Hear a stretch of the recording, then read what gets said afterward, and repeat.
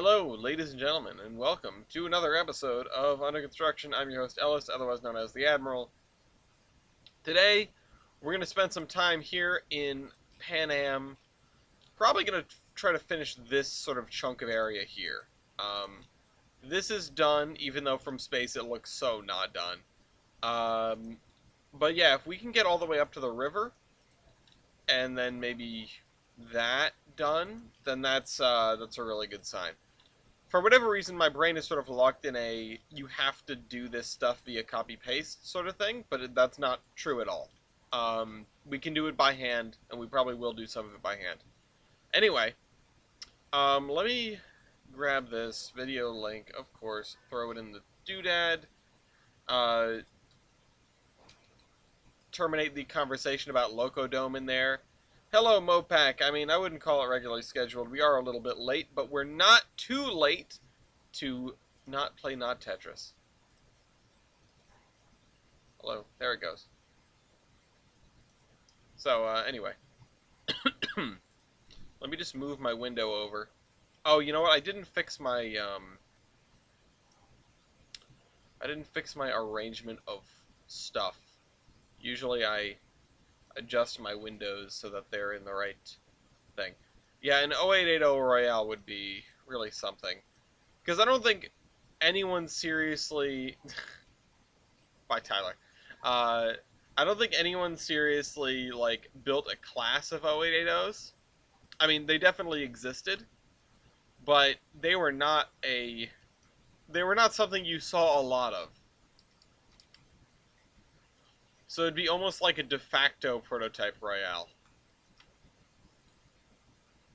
You know, Tyler has already suffered enough at my hands today. I had to ask him a question about Southern Valve Gear earlier. I had to ask him where it was in the hierarchy. Yeah, the Camelback 0880, that was the Erie thing? Oh, no! I think I like, gained respect for the Erie thing, the Camelback 0880. Oh, that's extraordinarily bad. I don't know what to do now.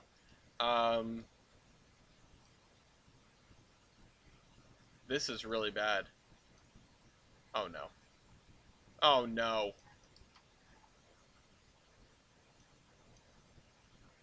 Oh, no. Oh, no. This is going to be so bad. We're not even going to get a single line out of this.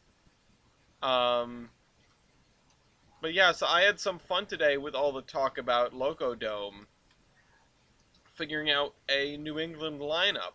And one of those things is it's an American type that was built by the Rhode Island Locomotive Works for the New Haven. It's called the A1A class.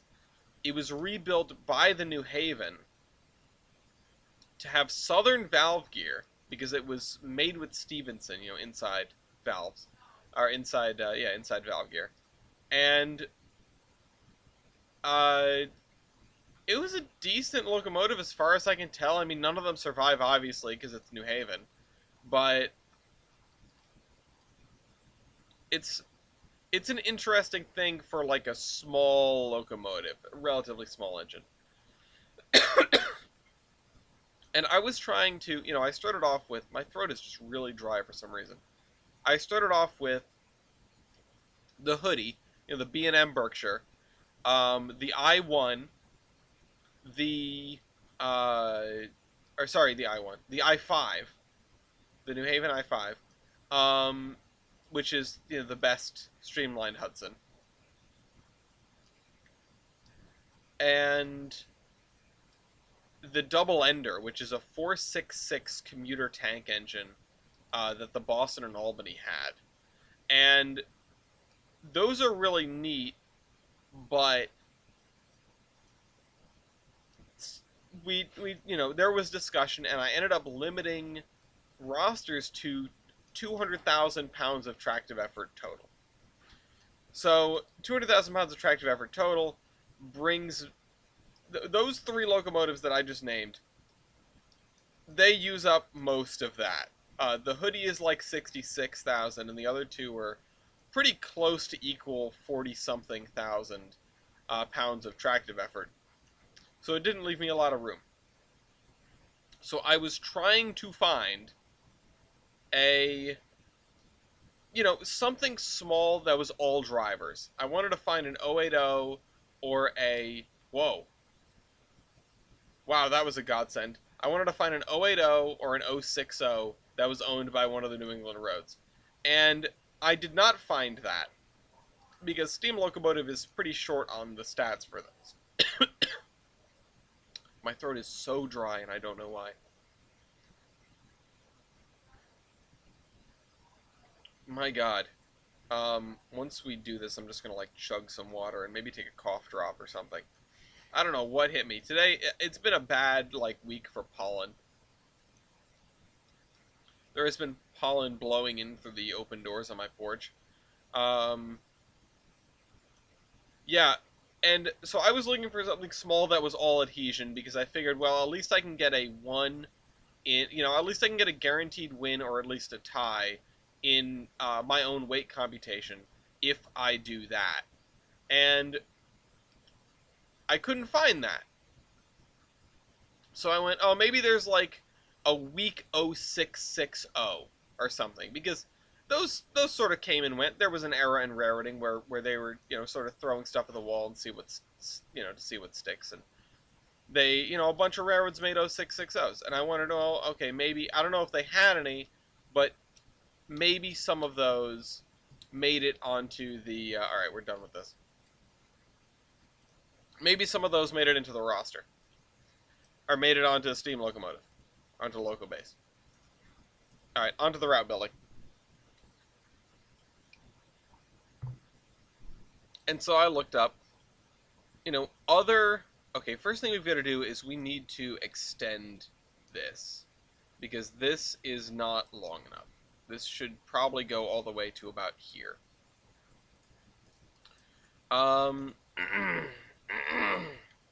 God, my throat.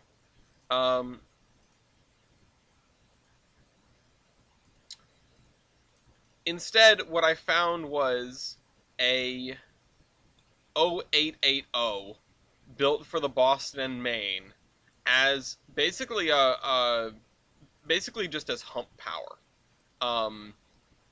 It was pretty much used just to run the hump in Mechanicsville, and it was theirs for quite a few years, and then it was sold to a copper company in Utah.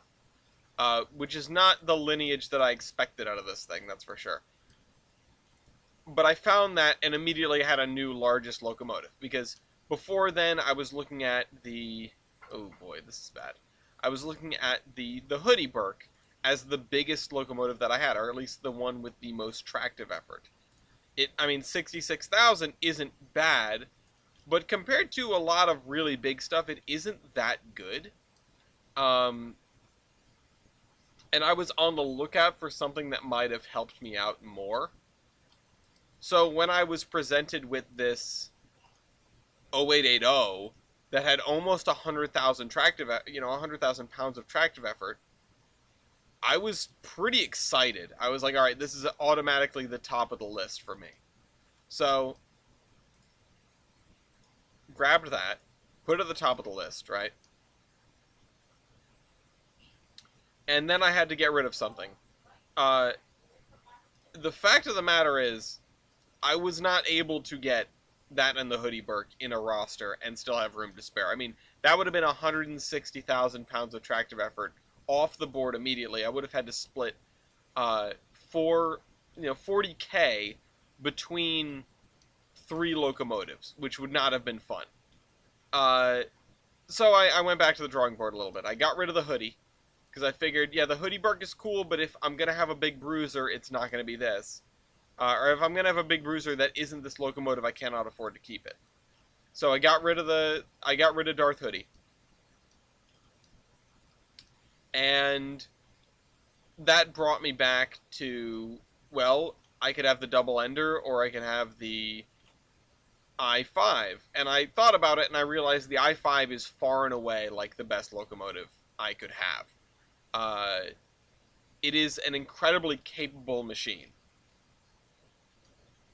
So, with that in mind, I dropped the double ender. and just sort of went back to, okay, I've got the i5, I've got this massive uh, bull moose, I think that's the name for them. Hold on. White, almighty white, where it's in my Google Drive somewhere. WHYTE. Almighty White Classification Sheet. What is an 0880? That is a 0880 is it's an Angus. That's right. It's not a bull moose. It's an Angus. Um, so I got my Angus in. Delicious, right? I got my Angus in. I got my beautiful, beautiful Hudson, and I had to fill in the rest. One of the things I wanted to slip in there, because it's always nice to have a smaller locomotive that still packs a punch, uh, was CNS 60. Yeah, Bull Moose is a 2880. Thank you. CNS 60, obviously being a Colorado and Southern engine, does not fit the New England theme. It is a 3-foot gauge consolidation. It's currently on display in Idaho Springs, Colorado. I've seen it. I saw it like 3 years ago, 4 years ago, when I was out there for the Promontory event, driving across Colorado to get to Utah. So, the CNS engine was on my radar. I kind of wanted it. But, it was not meant to be. I searched it up on Locobase, I found it, and then I wrote down the wrong tractive effort for it. And I ended up building up my lineup. I wasn't able to fit it originally, then I changed some stuff around, and I finally fit it, and then I realized, oh, that's the wrong number. I can't fit it after all. So, got rid of that in the end. Ended up swapping it out with Everett 11. Not because I couldn't fit it, but because I couldn't justify it. It was too weak. It's not a great locomotive. It's very neat, but it's not that great in terms of locomoting. It's only got like 18,000 pounds of tractive effort, if that. And so I know I was probably going to end up fitting a 2-foot gauge engine in there. But yeah, then I ended up coming around to this A1A, which, again, neat locomotive. Weird lineage.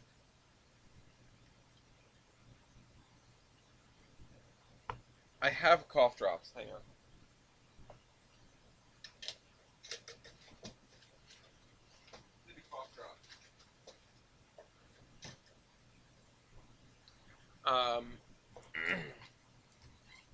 And I figured I'll slip this in because Southern might be just worse wall shirts, but it's still better than every inside valve gear. And I went and I confirmed this with Tyler. It's also better than Joy, and it's probably better than quite a few other ones because, doing some research on it, it seems it's an interesting one. It's hateable, surely, but it is an interesting valve gear, and I would not mind Tyler's unbiased take on Southern valve gear. Beyond it's bad, kill it. So, but it seems neat. It seems complicated, but it's interesting that it sort of takes some design cues from Baker, which makes me feel like it might be better than people give it credit for. Anyway, but I'm not the technical advisor, so. Last time I made a ruling on a technical advisor thing, I was wrong. So, I'm gonna fill this in with grass, and then we're gonna put a field here, just a small one. Yeah. So then I had this Southern powered American type, modernized American. I had an an Angus as my leading loco. I had a, beautiful Hudson. Hey, TJ. I had a Everett 11, which I wanted to make sure I had at least one locomotive with enough with these style points of currently exists and also runs. Like none of the other locomotives in my lineup exist. So needed to get that in there. And then I was left with trying to fill the gap with like a 2-foot engine. But one thing crossed my mind. See if he used it on some of the Connies. Yeah, it's an interesting valve gear. Um the thing that crossed my mind was a locomotive called the St. Lawrence, an inspection engine with the wheel arrangement 246. It was a tank engine. It was a really pretty little inspection engine. I had about 12,000 tractive effort to spare at this point when I was making my lineup, and the St. Lawrence had about 12,700. It put me 400 over the cap, and I cursed and moaned, and then I seethed and coped, and I went with a 2-foot gauge engine instead. So I went and got BNSR 7, so I had 2 locomotives with the surviving and operating style point.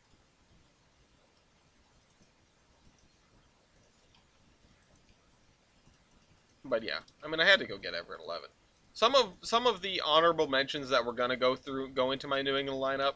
3713, of course. Uh,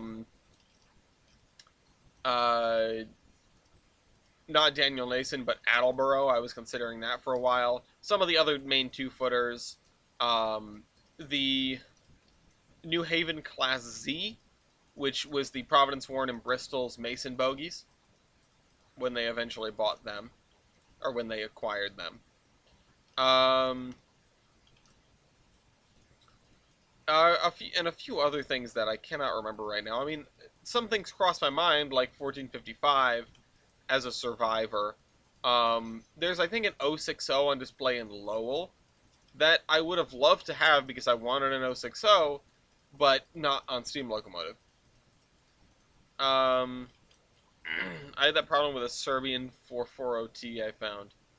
Yeah, it's a shame what is and isn't on Locobase. Hey, Mew. Hey, I've seen that thing. Yeah, it's a neat little engine. It's one of those that I would have had no idea that it existed had I not just like stumbled across it on Google Street View one day. It's not the kind of thing you expect to see in a random city like Lowell. That's the thing. So many Midwestern cities, Midwestern in particular, because they grew up around the railroads as they did, they got these donations of locomotives from Midwestern railroads that didn't necessarily throw out all their steam locomotives immediately. New England doesn't really have that. There were not very many steam locomotives around from New England railroads to be donated in the first place. I would love to go and ride the trolley in Lowell. I have not been able to. It's been on my mind. But yeah, there weren't a lot of locomotives around in the first place, and when they were getting scrapped, it was kind of pre-preservation sensibilities. You could get offered a locomotive, your town could get offered a locomotive, they'd probably turn it down. Whereas when the CB&Q is deciding, deciding whatchamooze it.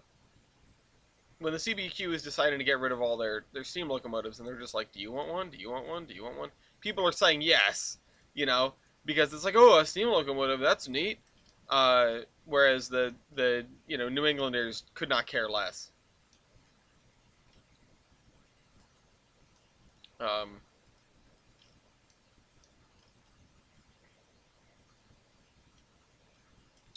right, let's see. This. I mean, we did it last summer. By we, you're not including me in that we, are you? I don't remember doing it.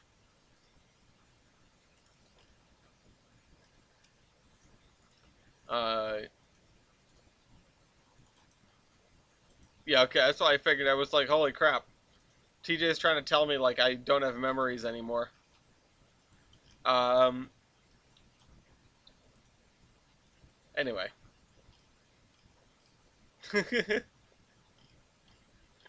I really sat on that for a minute. I was thinking like TJ means him and Cat. TJ definitely means him and Cat. Right? But yeah, I have a roster that I'm relatively happy with, and I like the sort of tractive effort cutoff. I mean, it lets you have one bruiser basically, and I could see going up to 250,000 instead of 200,000. TJ's gonna gaslight me into thinking I rode the trolley in Lowell. Um, what's a little gaslighting among friends? I want to go to Lowell someday. All right, well let's do that. Let's do a Rhode Island problems trip to Lowell. Um, all right, just gotta keep filling this in. Just I keep like zooming out to get a better idea for what I'm looking at here. I think this whole courtyard is gonna be like gravelly dirt or dirty gravel. Yeah, that's what I was also gonna say. That sentiment of like, no one really wants to go to Lowell. Um, if you're from Lowell and you're listening to this in the future, I'm sorry that you're from Lowell. That is all. All right, let me. Let's go over here. I'm gonna need this. Well, okay. Kennebunkport is actually cool. Is the thing. There's an important difference.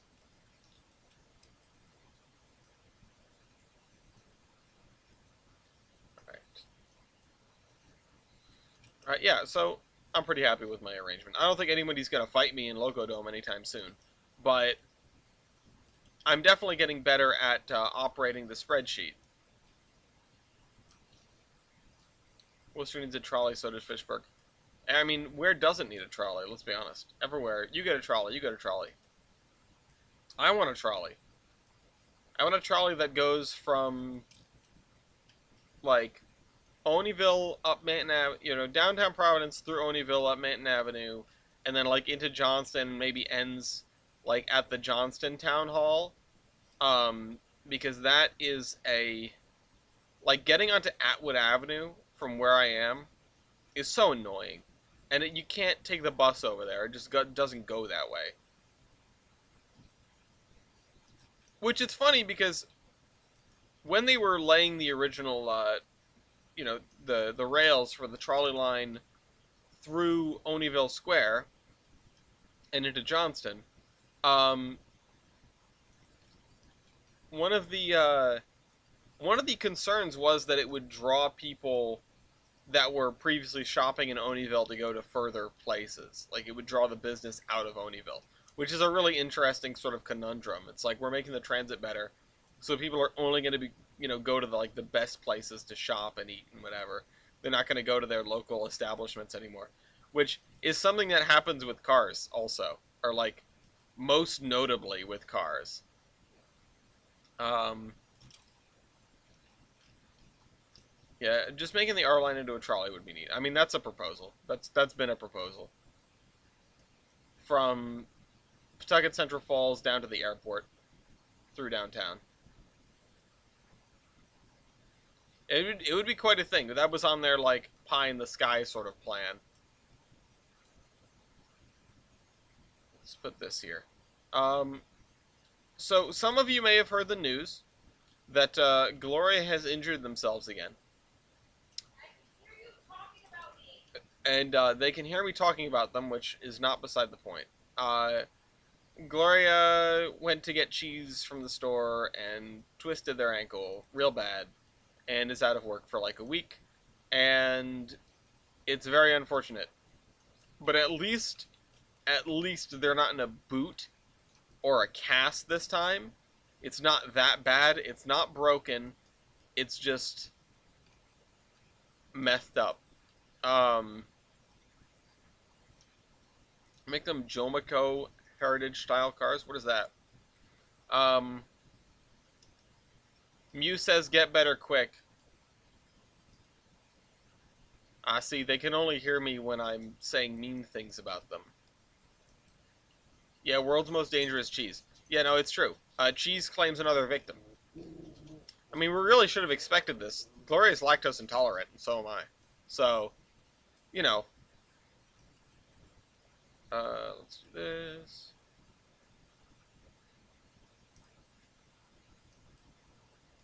Just gonna continue filling this in. This stain upon the land.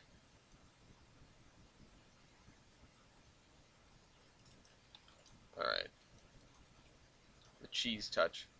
Oh, makes modern trolleys with old style designs. That is cool. I want more of that. Why don't they just get the PCC cars from the MBTA? If they ever end up redoing the orange line like they want to, or the orange line, redoing the Matapan line like they want to. Those poor PCCs, I bet we're not going to see those things get into preservation. I mean, nowhere needs a PCC car. Like, no trolley museum is like, man, we could really use a PCC car. And also, God, they're just beat to hell. Like, those things are rough.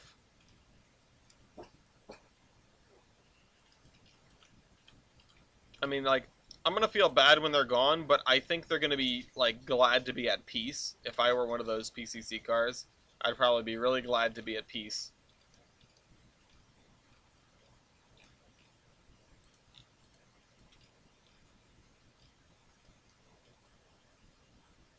Let's, I'm not sure whether to fill this gap in with river edge sort of stuff or with field. And I might just do some dirt instead.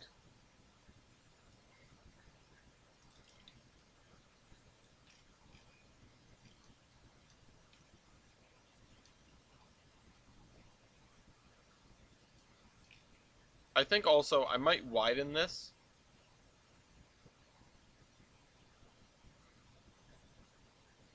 Yeah, hang on. Because this is not much of a mill pond. Actually, let me look at something. Let me look at an example.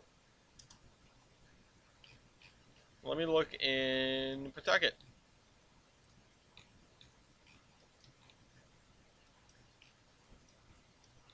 Yeah, so the Blackstone River does not get much of a mill pond. And even over here, it's pretty narrow. So maybe I won't do this. Oops, I just minimized the wrong window. F for the logos that have to rot for all eternity, yeah. You need a trolley museum with a balloon loop at both ends to effectively run a Matapan trolley. That is a good point. That's a good point that, you know, I bet some people have not considered. I didn't consider it, that's for sure. I didn't even think about that. These are the things that only trolley people, like, remember. Like, yes, you do have to turn them around at each end. You don't get to Strasbourg it with a trolley car. Yeah, unless they have a pole in both directions. And a control stand, obviously. I mean, you could probably get away with it with just the pole. You just, you know, gotta, you know, break your neck looking over your shoulder as the motorman. That's a joke. But still. Again, things that the trolley people will tell you. Things that remind you that you don't even know what you don't know when it comes to almost all things. I mean, even if I know that they're probably not going to get picked up by a museum, I don't know all the reasons why. It would be sort of neat and historic to have one of those preserved, but like maybe as a display, you know? Maybe as a display of like this is what used to run on the Matapan trolley. And then it would be like, oh, how neat. You know, these things were the longest continuously serving PCC cars in the US and maybe in the world. I don't know.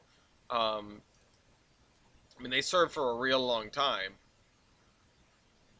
and still are serving, incidentally. Um, and trolley wire to the side because you can't do the full 180-degree turn. Oh, it's interesting. Backing up is a 5. Does it go beep, beep, beep? Alright, let's, gotta finish filling this out. Actually, it should go ding, ding, ding when you back up. I like how we had, like, 3 times as many viewers while I was playing not Tetris to now. Maybe I should do that. Yeah, I'll just stream that. Actually, is Railway Empire 2 out today? Let me check on this. Where is it? Railway Empire 2. Yes. There is one person playing the tutorial right now. And unfortunately that person is not Heist because oh well. Because I don't know how much of what is going on behind the scenes is a secret, so I'm just going to keep my mouth shut and say that it is unfortunate that we didn't get a launch day stream of Railway Empire from Heist.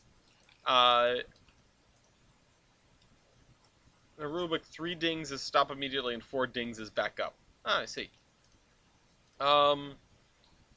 Actually, speaking of that though, Heist was asking me, you know, I was talking to Mark about Railway Empire, and it's just like, oh, you haven't bought it? And I was like, no, or you haven't pre-ordered it, you weren't thinking about it. And I was just like, no, I wasn't. In fact, I don't really know Railway Empire. My only experience was commentating on a stream of Mark's while he and Leighton played Railway Empire 1. I don't know much about the gameplay. I don't know much about, like, anything about it. And I was like, well, actually, I was probably going to base my decision whether or not to buy it on watching your videos. He goes, oh. Um, but then Northern Isle gifted it to me, which was very kind of him. Anyway. Let's do this. Let's fill this in. Oops. Just gotta take care of those little bits that you miss, you know?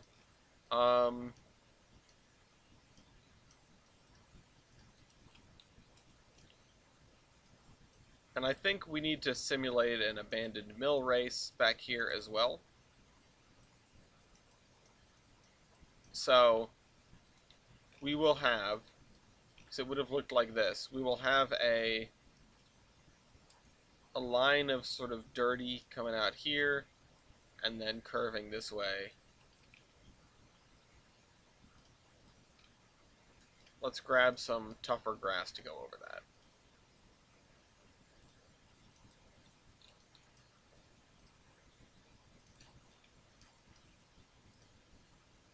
There we go. I don't know exactly what to put in this area.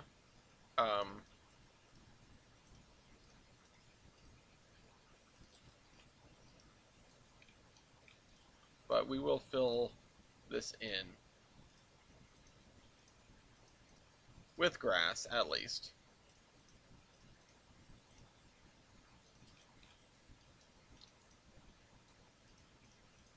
Yeah, I'm trying to think about it. I know there are sort of fiddly bits I could add here. You know, I could add some machinery, some fences, some just like random stuff. I just don't know exactly what would go in a place like this. This is a flour mill.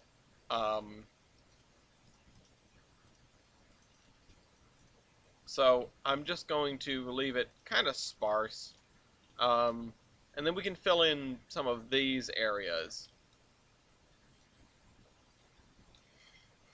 And also we're going to fill in this. Get rid of all the grid lines that we can see as best we can. And if we notice them again later, we will just come back and fix them.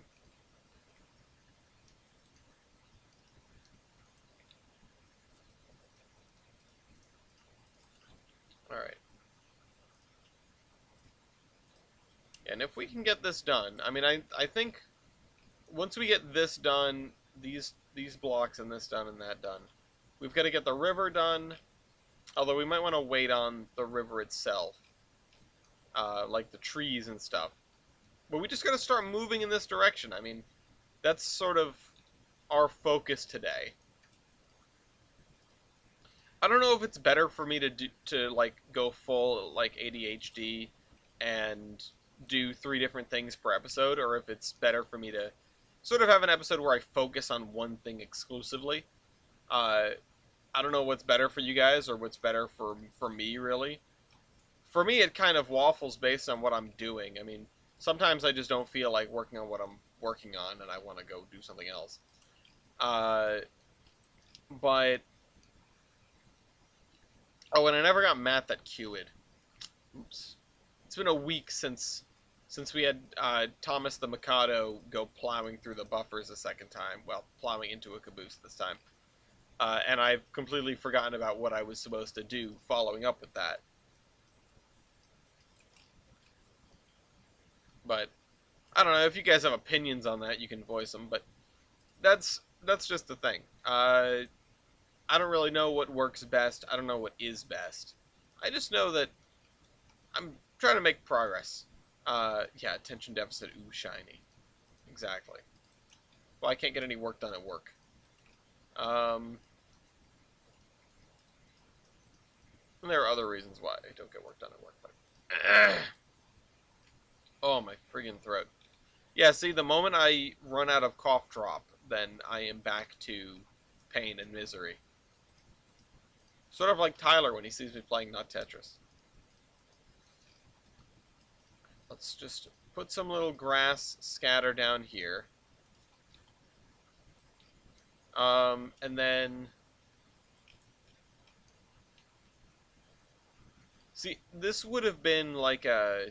You know, I would think that this is a... These are obviously loading docks, right? But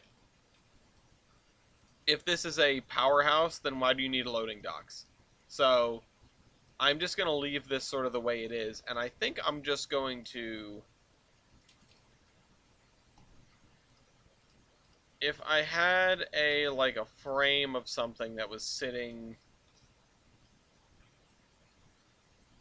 Yeah, that's what we need. Like some sort of rusty thing, you know?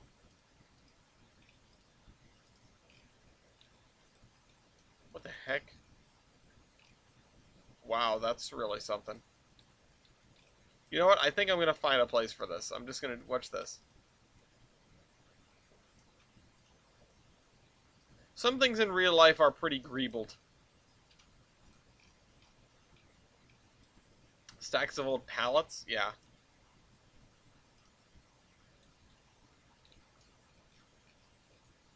I could see those being, like, over here. Oh, look at all those pallets. Oh, shoot.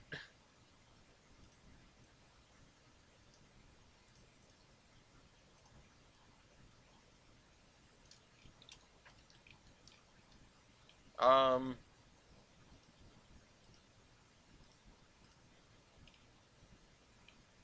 Trust me, there's never a good place to put them. Oh, yeah. Empty pallet stack. Okay, those are hovering pallets. Mopac, have you tried putting them in midair? Alright.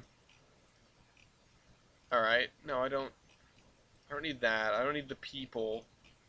Got so many people now. Oh, wait. A person Western man. Where was the... What was... I think Ian was looking for some dude doing something. But I don't remember what. Petrol pumps. There's trees. Little townhouse. Alright, let's just do... Show search filter. Let's see some rusty stuff.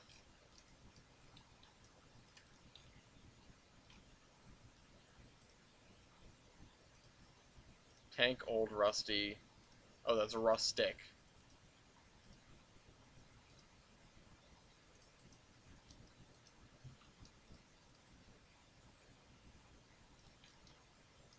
These are just like, you see this, just like lines of beams sort of laid out for no particular purpose. I mean, I saw something like this at the freaking Antique Machinery Festival. Just like in the woods behind everything, it's just like, yeah, here's just a bunch of iron.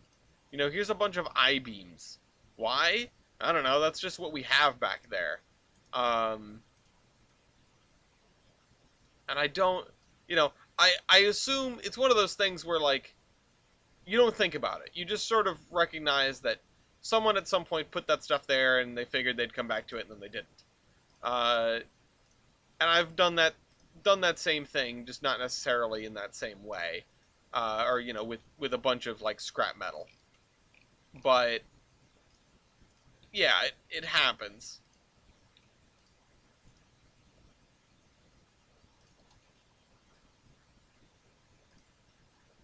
Let me just, where should I put this?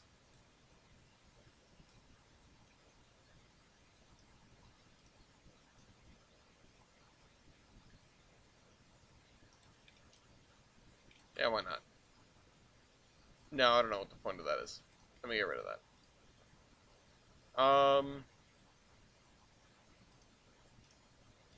Yeah, no, there's a lot of interesting stuff back there.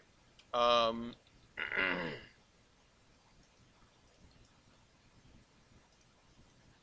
and I mean, I would figure a lot of this iron would have gone to sort of like sorting out the head race as it came down to it.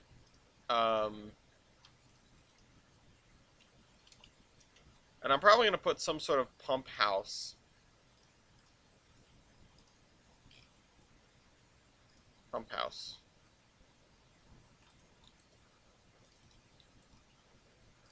right here. It wouldn't necessarily make sense to be a pump house, but it would make sense that there would be some sort of, you know, sort of sluice gate control. And I think I'm also going to put in one of these trailers. Where are they? The Fruhauf.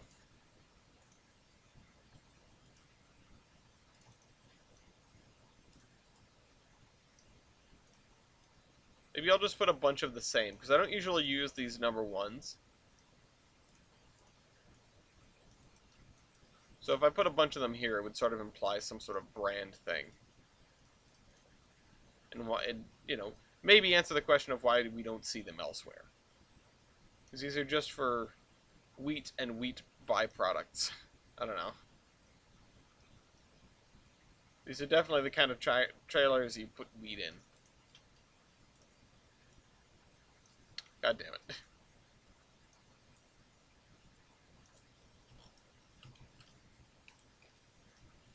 And that's not a loading dock at all, but they're there. Oh wait, maybe I'll just put them over here. You know, sometimes you'll see trailers just at the corner of a lot, sort of smushed up next to one another. That's what skid steers are for, yeah.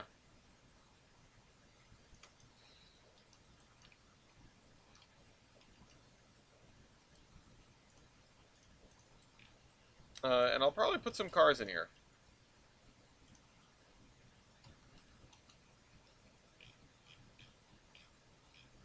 You know what? 1950s cars. Yeah, parked cars. I'll put these guys up against the building.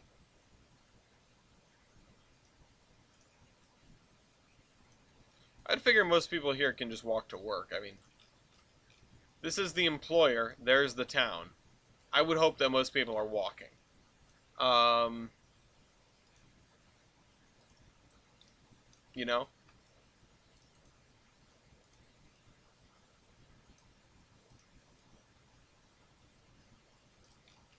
That like that. Alright, I'm getting reasonably happy with the way this is arranged, the way this is looking. Um,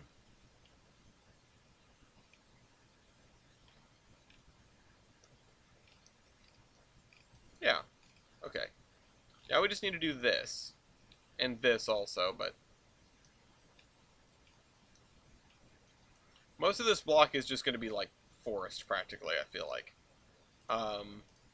Let's just grab this. Actually, let's grab, where's the darker color we've been using? Is it under here? No. Is it under here? Oh, it's just the dirt and leaves, isn't it? Yep. It's good old dirt and leaves texture, which I didn't know about until, a few months ago when I started making this town. I would have used it so much before then. It might have been something I got with MPS, but I think it predates me going back to MPS. Okay. Haven't been on MPS in a little while now. Need to do that. Need to do a Sunday driving this weekend, maybe.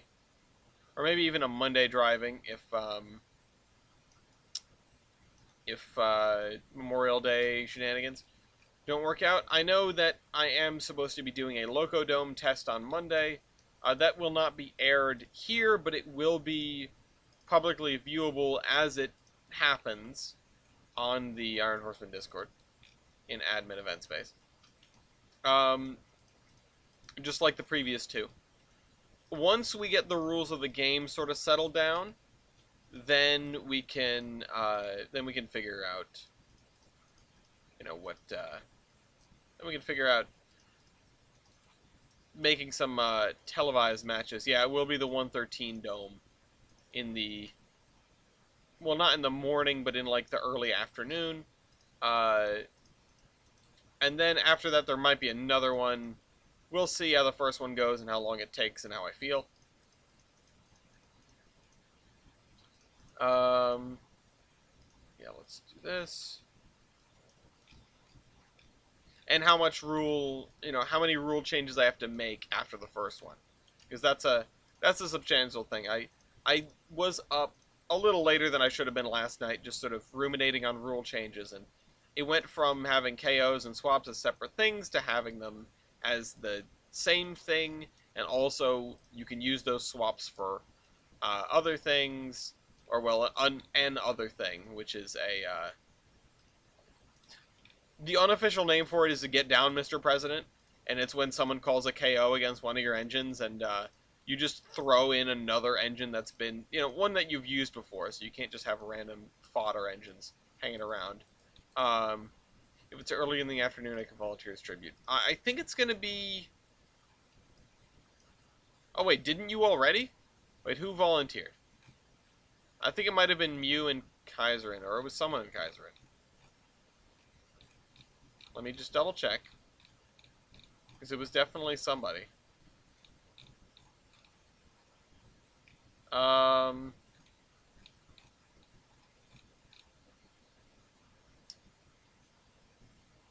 Still want my rematch. Now I've forgotten who it was. It was definitely... I guess it was Mew.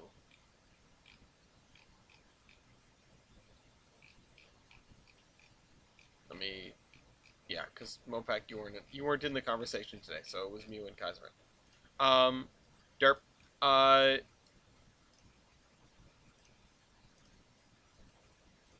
But I think that's going to be it. I begged off doing Monday because I'll either be in New Hampshire or coming down. Oh, right, okay. Then yeah, maybe that is going to be it.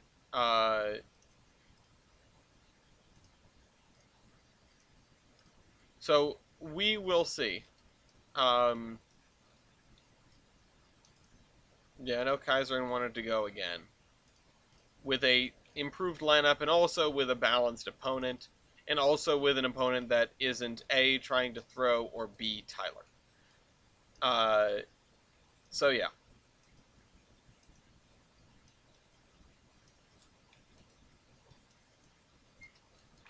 This guy's got his little patch of green, which is a shame because I want to face Kaiserin. Yeah, no, I don't blame... I mean, she's a good opponent. I think that I think there will be plenty of opportunities to square off against Kaiserin's set. Mopak and Ellis, you both know why. I think there will be plenty of opportunities for that because Kaiserin is someone who is, not a sore loser and comes back for more. You might say she's just happy to be here. Oh, I need a driveway for this. Come here. Okay. There. Driveway.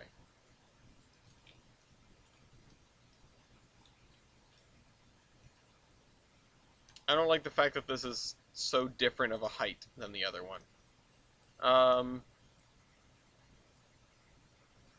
but yeah, it's definitely going to be possibly a little bit more dynamic and less deterministic if we have these roster controls. I'm hoping it works.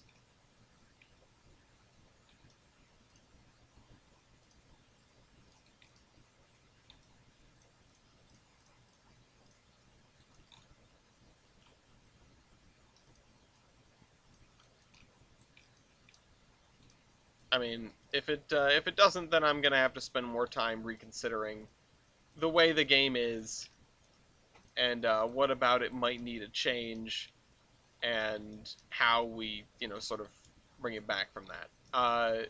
How we make it a workable game type, and that is something that's important. Obviously, this is hopefully in the end this is going to be our flagship game type. Um,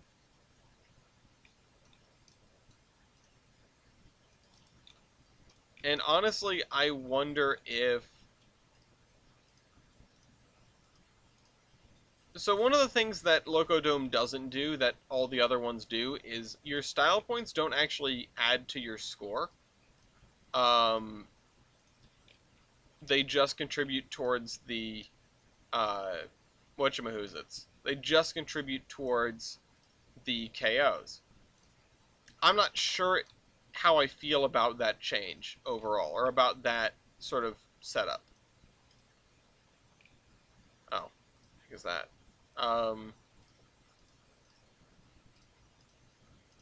because yeah, it is a little different.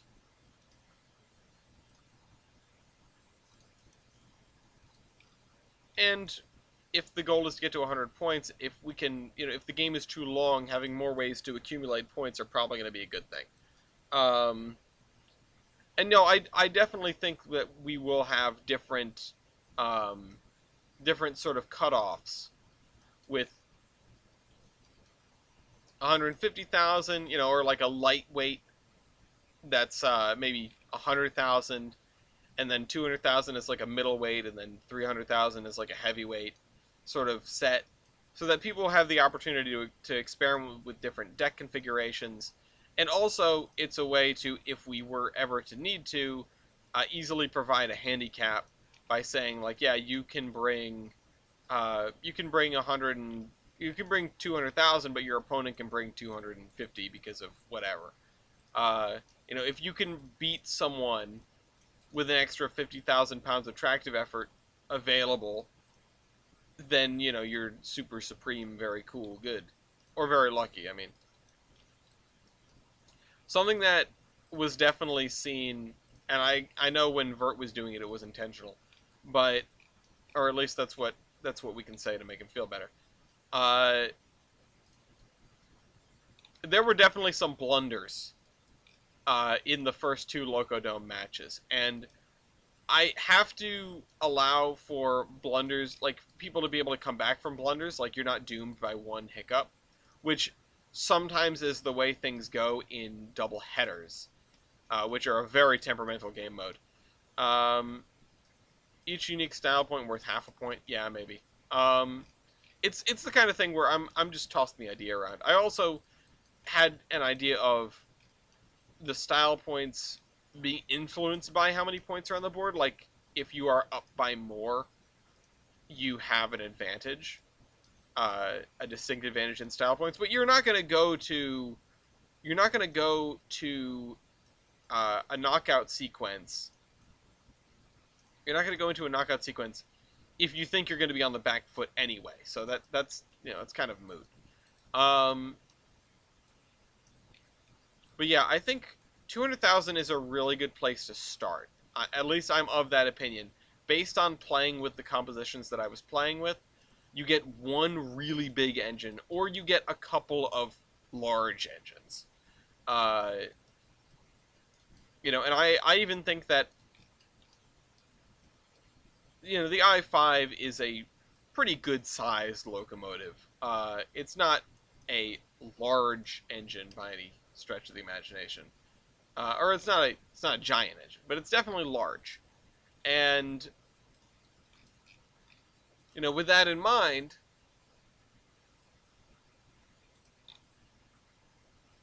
oh, these are the same. Look at that. This looks darker than this. With that in mind, it lets me know that. Oh, what is this? Let's use this. Um, lets me know that there's some room to maneuver in all of that, and that's something that I was trying to do. But also, you can't just have multiple of the largest engine you can think of. There are actual disadvantages to bringing in a large engine beyond the inherent disadvantages to that locomotive. This actually, you're costing yourself something. If you're bringing in a Q2 with 100,000 pounds of tractive effort, uh, then you're only going to get, you've used half of your sort of, what's the word? You've used half of your budget on a single locomotive. Even me with the 800, with the, I think it's the M2 class, which implies there was an M1 class, and I really want to know what that was. Um, it has 97,000 pounds of tractive effort. It's not six figures, but it's most of my tractive effort.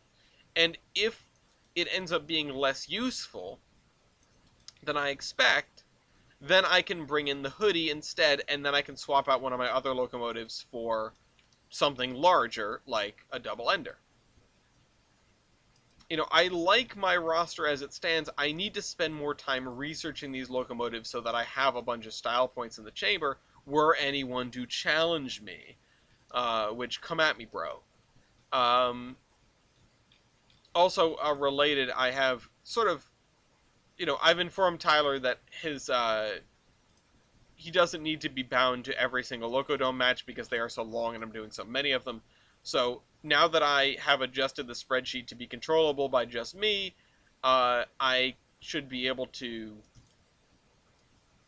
you know, I should be able to conduct a match by myself, especially if um, you guys mark off the stats you're calling and mark off your locomotive changes and things like that.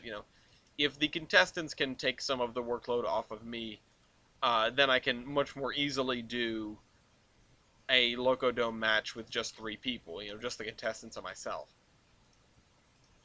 Also, I mean, I could always pull someone from the audience to be a scorer and just check off the stats. I've also gone through and I've added script buttons,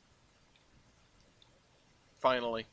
So that's one less thing I have to do and one less place I can screw up. I can do basically everything with the mouse now. I have a hand free, which is almost like having a side of my brain free. Uh, so yeah.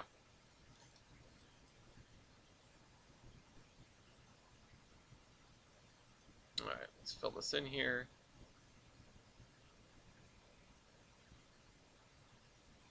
Look at that, we got textures. Looking better from space.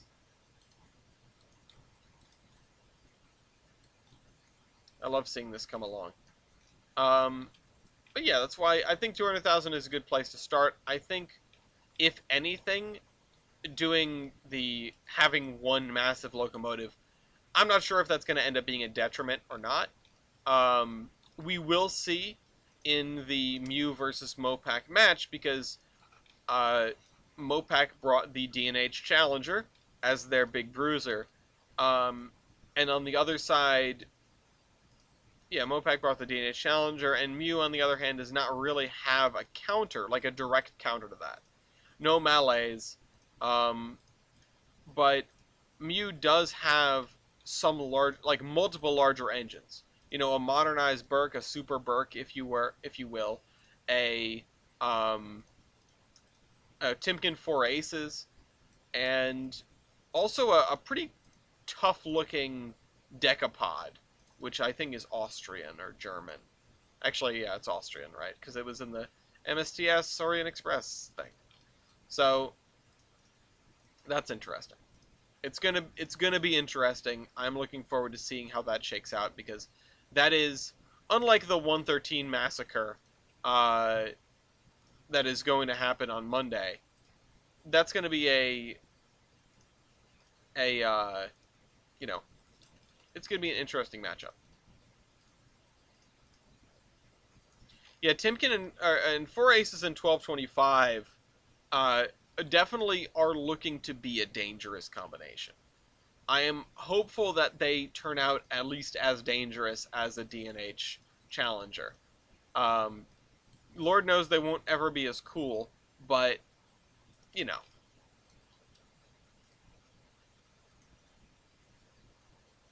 yeah. I was I was wondering. Mew just pointed out that he had to cut his roster down for to get under the 200,000 threshold, which obviously smart move because you have to, but smart moves, I think. I am just surprised that 60,000 didn't make the cut. I was wondering what you were going to have to ditch to hang on to 60,000. Um, all right. Well, yeah, and so did Mopac, of course. But I guess what I was trying to get to was just the 60,000 thing. I was wondering. I was surprised to see that you would let it go.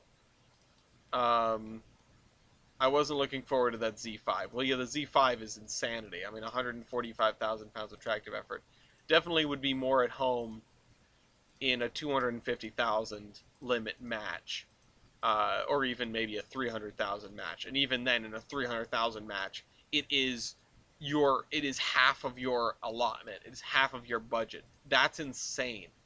The only thing that I can think of that's even remotely close is effing the triplex. Uh,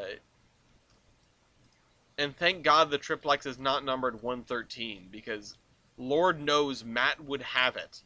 Uh, so, you know, I wish I wish I got to play more. Too old and a number of the stats seem to show it. Yeah, for 60,000, I could believe it. Um, it is a technological, it has some broken stats. And it has it has low pressure cylinders. I know you already have a locomotive that's a compound in your roster. I was glad to find the 800, the giant B&M thing, because that is also a compound. I was kind of happy to be able to have a compound because I didn't think I was going to. I don't know. I don't think Rhode Island Locomotive Works, made any compounds. I mean, maybe it made some Vauclanes or like cross compounds, um, but they never made any Malays. Like the largest things they made were some good sized consolidations, and they only made around 3,500 locomotives over the course of their entire existence, and then they started making cars. Missed a spot. As far as I understand, I believe they started making locomobiles.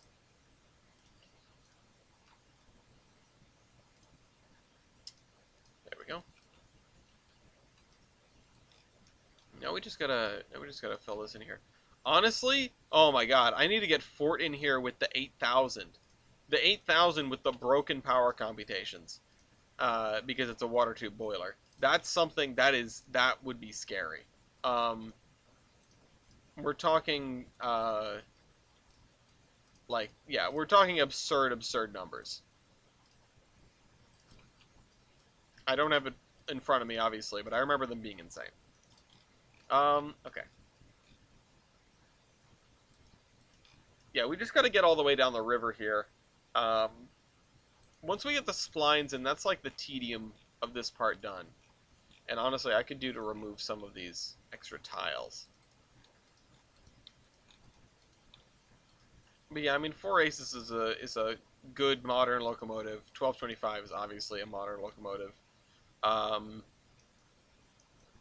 And then the other stuff, I mean, you did take a meme pick, which is fun, but you got pretty close to the cap, so nothing wrong with having your Portuguese engine in there. Um, Firebox was so big that it broke the power comp stats. Yeah, I know that's the reason it's so powerful. That thing, the Z5 is simple expansion, right? Because the Z5, being as large as it is, with a firebox as large as it is, means that it can, use all those, uh, use all of those cylinders for high pressure steam at once, which is just insane. Um, so yeah, but yeah, the 60,000 is an interesting one. I still think in physical card matches, 60,000 is definitely going to be a winner. And Mew, I will 1v1 you in Loco Dome IRL. Uh, Simple expansion at a boiler pressure of 240. Oh man, can you imagine if they'd got that up to 300? I love looking at these insane locomotives and just wondering if they had taken them to their theoretical limit, how much more insane they would have been. Can you get 200,000 pounds of tractive effort on a single, you know, out of a single boiler? Um, you know, that is a question, right?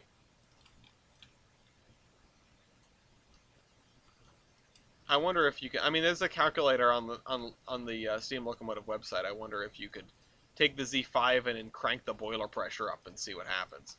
Um, Probably look like something out of the AOR lore. Yeah, you're totally right. Um, Northern, get in here. We're pitching you ideas. More of Northern's challengers need turbo buttons. Uh, Ellis, yeah, exactly. No, I'll fight you. I have my I have my setup, which might end up changing because when I envisioned Loco Dome originally, it's not the same as it is right now. Um, did I see the old Alpha? Yeah, I did. Yeah, how cool is that? Um, I've seen something like that at the Fiat events, and that was it immediately clicked. I was like, oh, I recognize that's an Italian car. I was like, that's an old Italian car. It didn't click to me that it was an Alpha. I thought it was going to be a like a Lancia or something, one of these other slightly more obscure car brands in Italy. Um, Speaking of Italy, I hope Pat's having a good time. Our good comrade Pat is in Italy right now, so hope he's seeing lots of Lancias and Alphas. It is always neat to see like the newer ones. I know what TJ was it at the Steam Up that we saw the Spider, the Alfa Romeo Spider, which again super cool. Don't see those very often. Um, and again, like a sort of repurposing uh, of an old brand name, but this is one of those that I feel like there's nothing to complain about. You know, there are people that complain about the electric Mustang. There are people that complain about like the Grand Wagoneer. Some of these legacy titles that are coming back. I'm surprised of some of the legacy car brand names that have not come back. Like I'm surprised we haven't had a Bel Air in like 50 years. Because that is such an iconic name, and I feel like all the boomers would just like lose their minds if you brought back something. If you brought back a Bel Air. The Giulia is really cool. I see those around more often than you would expect. Maybe not you specifically, but the Royal U. I feel like the Giulias are, maybe they're not common. Maybe I just have an eye for them because I'm always looking for one. But I feel like they show up with a higher frequency than I had expected. Um,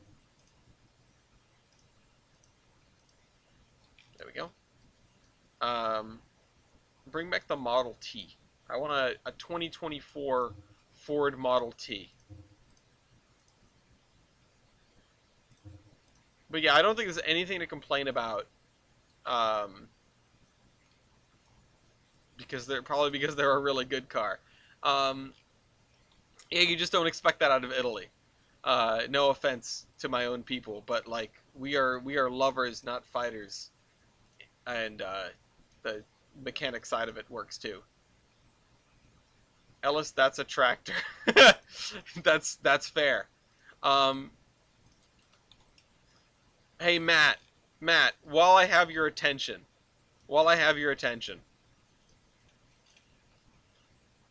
no. Um,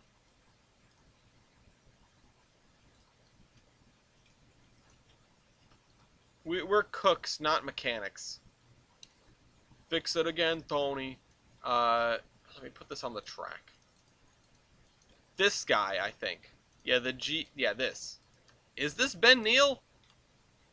Is this modern Ben Neal? Because this is the one with the extremely sus engine spec that just doesn't have brakes. It just drives straight into stuff. Um, so, yeah.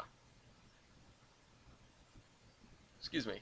Um, that's modern Ben Neal. Okay, cool. If you can sort of drum up the Tolburn reskin project, it doesn't. I don't need you specifically to do it.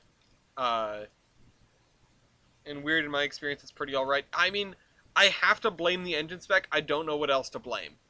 Um, I don't know what else to blame. I feel like, I mean, I could give the same orders to a different locomotive and see what happens. I could give the same orders to one of the other, one of the other Mikados I have. But also, I mean, are you running it by hand or are you running it under AI? Because that sometimes makes a world of difference.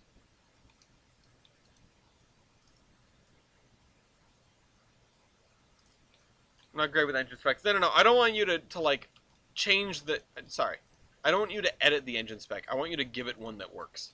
Um, I just like last time when we had the RS3s that had a terribly bad engine spec, and we just gave them a new engine, like a different engine spec, as part of the reskin. This is a good excuse to get these Mikados reskinned, and give them a new engine spec in the process. I don't know what engine spec you might want to use. If there's another Mikado out there that uses a different engine spec that's, available in the DLS, or even just a similar engine spec. It doesn't even have to be a Mikado. Um, Nobody's going to know. But, yeah. I don't know. I would consult with the Tolburn reskin project. Again, this isn't something that I'm asking you specifically to do. I know you're a busy man. All right, let's clear out this. Oh shoot. Um, yeah, I don't. I can try. And yeah, that engine spec is probably on the DLS. I think. I think we should find out if it is the locomotive or not. Uh, I didn't do much testing. I just sort of assumed it was the engine spec. I don't know what else would cause what we are seeing, but yeah, I don't know. And yeah, I mean, if you're saying you don't have a test of it in AI mode, I don't know. But yeah, it could use a reskin to Gilson Eastern and a new engine spec along the way. And that's cool that that's Ben Neal. I know that means that it's basically already, like, you don't have to ask. I would wreck him because Ben Neal is super cool, and he lets everyone reskin all his stuff. Um, all right, I'll give it a look. All right, thank you, comrade. Um,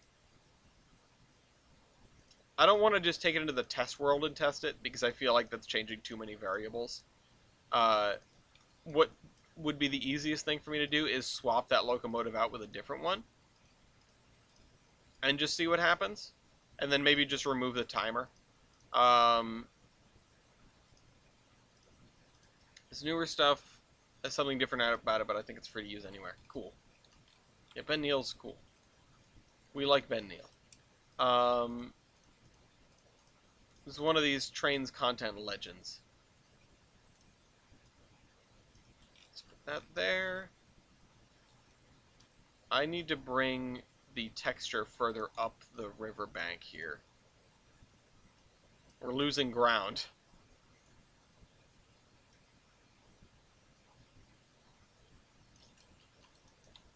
Trainz content legend TM. Yeah. So many. Some of those things are broken for me. I don't know what they're supposed to be. I'm getting the error, the like broken image thing in the text. I don't know if that's just me. I'm gonna assume that Matt's like on his phone and he's sending emojis that are not like part of default desktop YouTube chat. Maybe if I checked on my phone, it would look like something different. I'm always astonished that like text has come so far that it has all these emojis just sort of built into it. I know they all look slightly different depending on where you're looking at it, but I'm so used to thinking like, yeah, okay, it's just the letters and the numbers and some punctuation and then, maybe a couple of other little funky things. When back in my day, um, we had phones with keyboards on them uh, that were just 1 through 9 and some symbols, or 0 through 9 and some symbols. So we didn't have any of this fancy stuff. You had to hit like 7 4 times to get a Q. We didn't have any of this fancy stuff.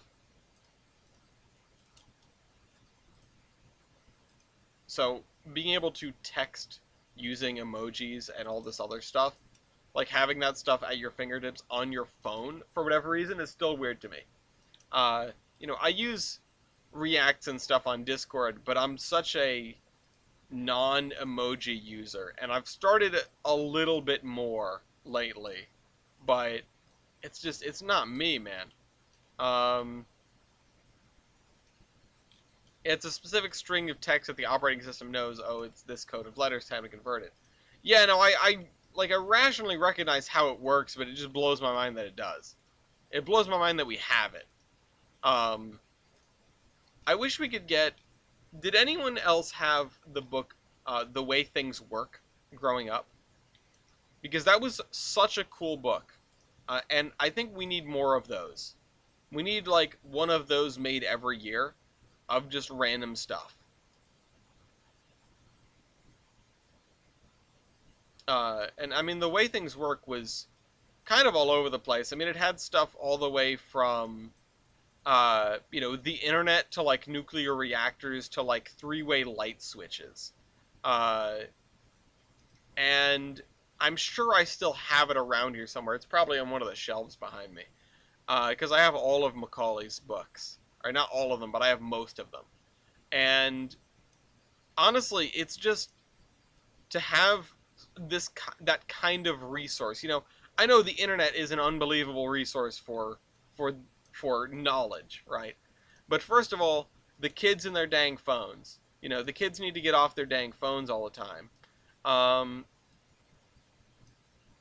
In seriousness, like internet use, probably, it should be closely monitored when you are a child, if at all. Not every 9-year-old needs a cell phone.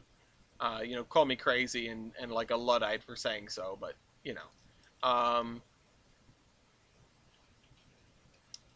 But yeah, no, I think that having knowledge at a child's fingertips, but in the form of a book where you already know all of what's in it, instead of just pointing them at Google, I had and it's one of these things. I had an anatomy book growing up, like, because my dad is a nurse, so of course we had like an anatomy book in the house, and I used to just flip through it, not really knowing what I was seeing, but knowing that there's a lot to the human body, and sort of taking that to heart, and sort of understanding like, okay, yeah, this is what we're made of. Uh, we had this humongous dictionary, and my dad, for all the amazing things about him, is not a stunning linguist by any stretch of the imagination. So I would ask him, oh, what does this mean? And his answer would be like, just to point me at the dictionary, because he didn't know the answer, and he wasn't gonna lie about it, and he wasn't afraid to like just have me like learn how to learn. Um, when the way things were was going, Stephen Bystie's Incredible Explosions. I'm not 100% familiar with what that is. Like I think I know what you're talking about, but I know I never had it. Um, was it like like not like cutaways, but like stuff exploded? Because I feel like I'd seen that in like a library or like a doctor's office or something. Uh, I had all those kinds of books. And again, it's these things like the educational book genre for like kids and adolescents and young adults is effectively gone because of the internet. But in its day, there were like it was an amazing thing. It was a great thing. In my opinion, it was a step up from the internet insofar as you have this resource that you can tab through, but you're not so completely overwhelmed with information at all times, uh, and just like glued to it. So much, part of childhood is being bored, and I don't think that's a bad thing. I think it teaches you patience. Uh, I think if I had had access to the internet from a very young age, I would be so much less patient than I am now. All right, like check streaming and recording. Let me look. Oh yeah, that's cool. Yeah, okay. I didn't have this book. Um, what is this? What is this picture?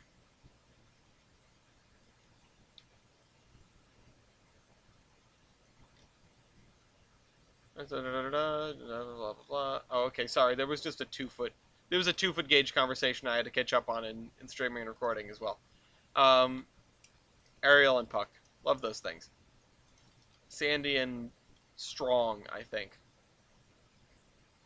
One of the versions of the Flying Scotsman. Yeah, the book strikes me as British. That's the other thing. So many of these, especially train-centric ones, are so not British-centric, but you can tell they were written by British people. You can tell that the industry for, like, the market for foamers buying foamy books is so much stronger there. It's made evident in where these resources come from. Excuse me. Okay. So we are gonna need some trees on this side of the river. Well, on both sides of the river. We need to do the grass on this side as well. Oh, we need to do the other kind of grass, huh? It's already 8:40. Wow. Oh wait, no, we didn't do trees on this one. We just did this stuff along the banks. Oh, that's interesting. I thought I might have done trees.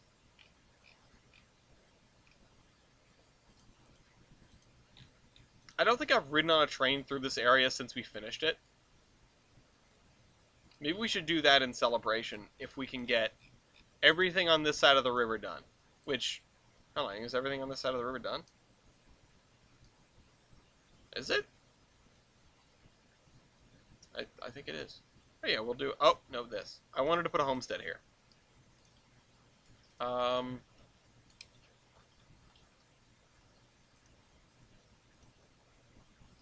Let's see.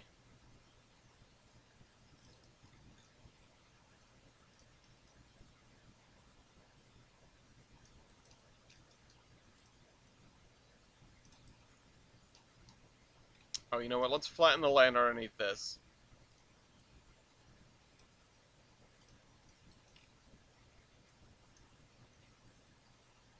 Thank God that doesn't make an extra, doodad. Um, and then we need some sort of shed or barn.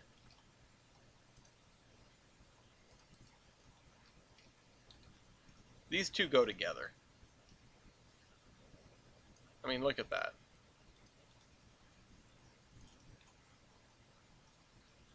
Let's grab some sort of silo. This also goes well with this, like, color palette.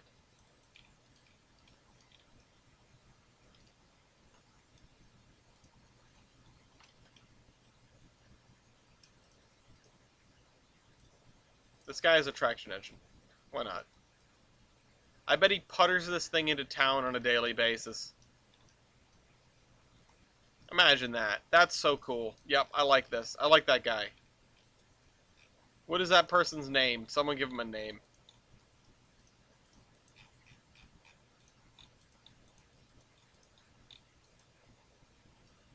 The way I maneuver around the map, I think I guess is relatively unique. It gives people in my work a headache, because I do the same thing in CAD, where it's just like clicking and scrolling frantically. You guys can probably hear it. Horace Jones. Perfect.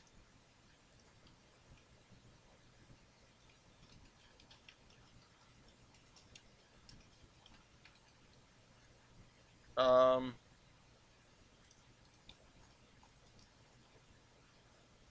oh, shoot. Um,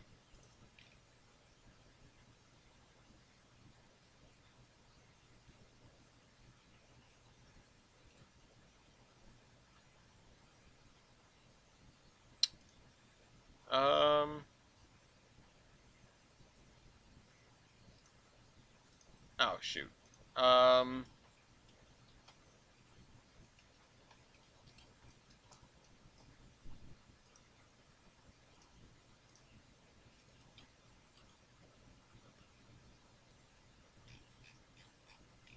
cool. Now we'll say that. Um,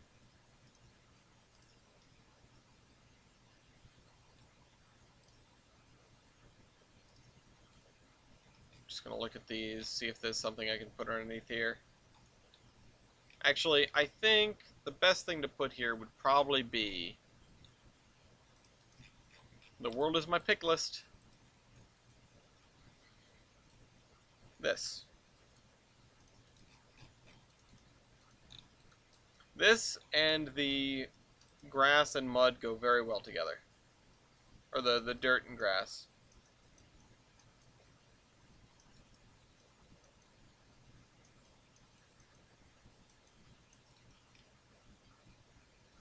Let's fill this in.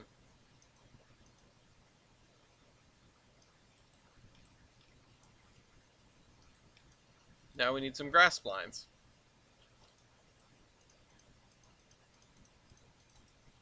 This guy's got his steam tractor. This is going to be one of those things that just shows up on the mini map, just like, what is this? Someone's going to go, what is this? And it's going to come over here and find Horace Jones tractor and wonder, like, why did this person do this? Why did the creator of this map name a random steam tractor? Hopefully they will appreciate it as much as I do.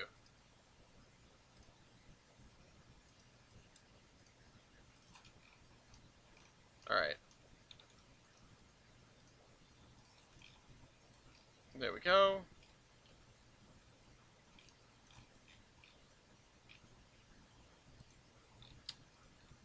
This little corner needs to get snipped.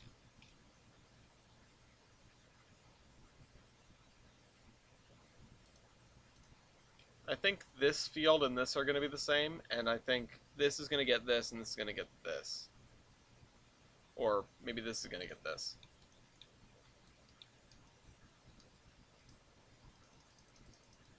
Yeah, so this side is not done yet, because I need to finish the way these line up. So no reward yet. No reward run. What should we run? I mean, I could always try the Mikado. It does bug me. I think we should test it with a different locomotive. Um, and if that still, if that works fine, then we go from there. Now the thing is, I really just need it to get up to where it couples to the caboose.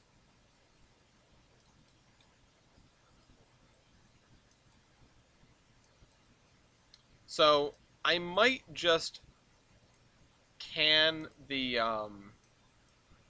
mogul schedule and run that thing's schedule immediately. It won't really make a functional difference at the beginning of the session, and especially if we abort immediately afterward, it's not going to stick. Um,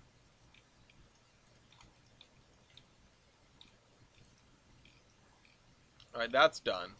Oh, I probably should have put this in here as part of this.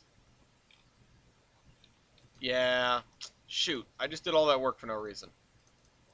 I should have thought about that first. Man, this is why you think before you build. Alright, let's take care of this. So how about them Celtics, huh? I want to die.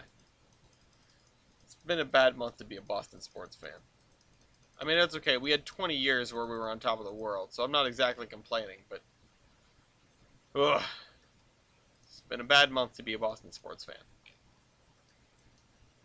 I think it would hurt less if they just sucked all the time. You know, getting into the playoffs and then getting dunked on is so much worse than just not getting into the playoffs. I think in this situation, because it gets me to care. If I cared about it all the time, I would be hooting and hollering that we're in the playoffs again, even if we're getting beaten up. But no, since I don't usually care about the Celtics, and it's like, oh, the Celtics are doing pretty well, oh, maybe I should pay attention to them, and then I watch them get creamed by the Heat repeatedly. It's like, oh, maybe I shouldn't have. Maybe I shouldn't have cared. Why did you make me care about you? I don't know. I have an interesting relationship with sports. Gonna go see a couple of sports games this year though. Going to see a Pittsburgh game in Pittsburgh, yeah, a football game in Pittsburgh.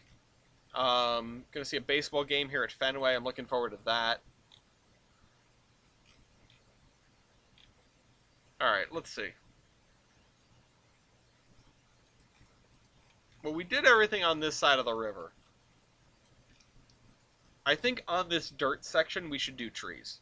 On these dirt bits. Hi, baby. How you feeling? Baby's feeling not so good.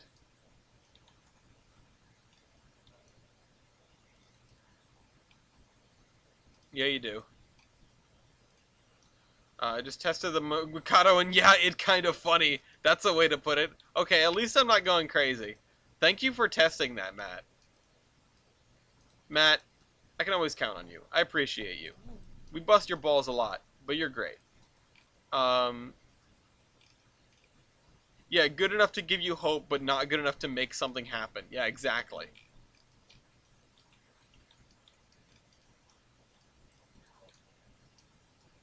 And when I'm done with this, I gotta go do some chores. Gotta help out Gloria and do some chores around the house. Wash the dog because he was rolling in something earlier. Because of course he was. He stinks now. Gotta wash him in the... I mean, I could wash him in the tub, but I'm gonna wash him in the sink because I gotta do the dishes anyway. So once I get the dishes out of the way, I can wash the dog.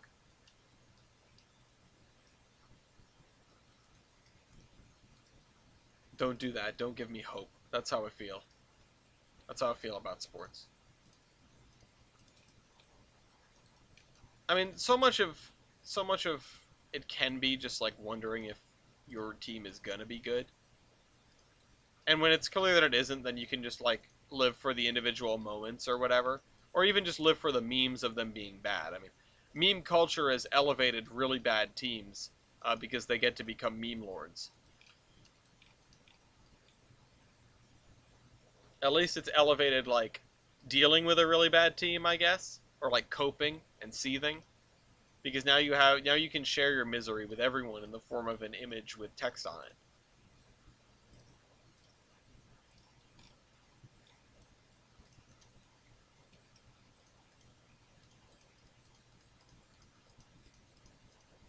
There we go.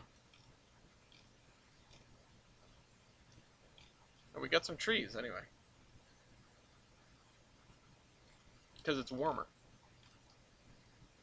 And now I gotta put trees along this section. Oh, you know what I need to do under the trees? Under the trees, I need some bushes. Under the trees. Where's some bushes? There we go. Shrub spline. Scrub spline. I don't want no shrubs. There we go. By the way, the loss of the scrub Geelies emoji on the server is a travesty, and I will not be using the new Ogili's like soy facing emoji. I'm just gonna keep using SP18 detected, and no one can stop me. We just have two emojis that mean the same thing now.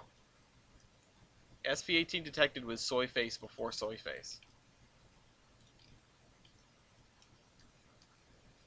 I've seen TJ do a better soy face anyway. At I think it was at the Big E. Okay. Alright, this side doesn't have any trees on it.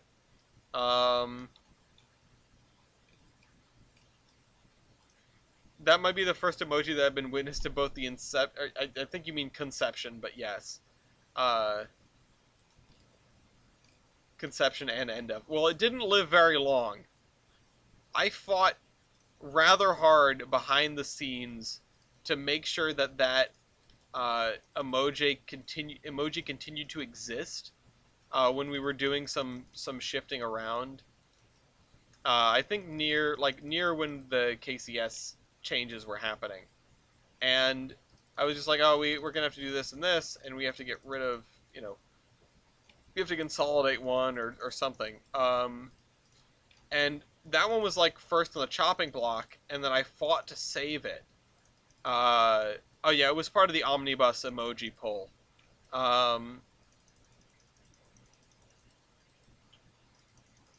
But yeah, I fought to save it and like adjust stuff so that we could keep it, and this is how they repay me. By just getting rid of it. This is how the people repay me. Oh yeah, the RIP KCS came and went and then came again.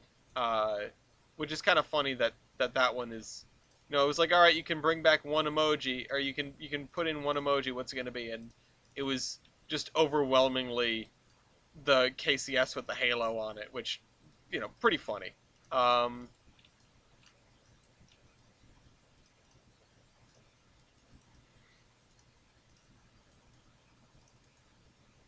Funny just from the perspective, like, you know, the meme of throwing the guy out and then he shows up behind you again. The Simpsons meme. Alright. Let's... Okay, we're like most of the way there. It doesn't really matter how close we are. It's like tapping on a video that you know you're going to watch to the end just to see how long it is. Just to, like, temper your own sights or whatever. I made an emoji that was more popular than I wanted it to be. Yeah, I know. As you get your parasocial relationship cred. It's like, yay, friends. Alright, there we go. I don't like having parasocial relationships. I'd rather just have regular relationships. I appreciate that, like, everyone that shows up in my, you know, shows up here is someone that I know. Or, you know, people that show up here then come into the Discord and then I get to know them and, you know, like, yay, friends. I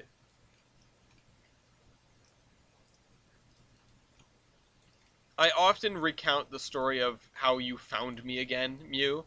And just being like, oh, I'm someone that you knew from RPI, and I'm just like, huh? You're probably now the best friend that I have from RPI, at least the one that I keep in touch with by far the most, you know? which is kind of funny, considering. I know you better now than I did ever when we were in school together. Let's do that, let's do that. And I'm putting this mostly on the inside. Alright, let's put down this. Grab the shrubs.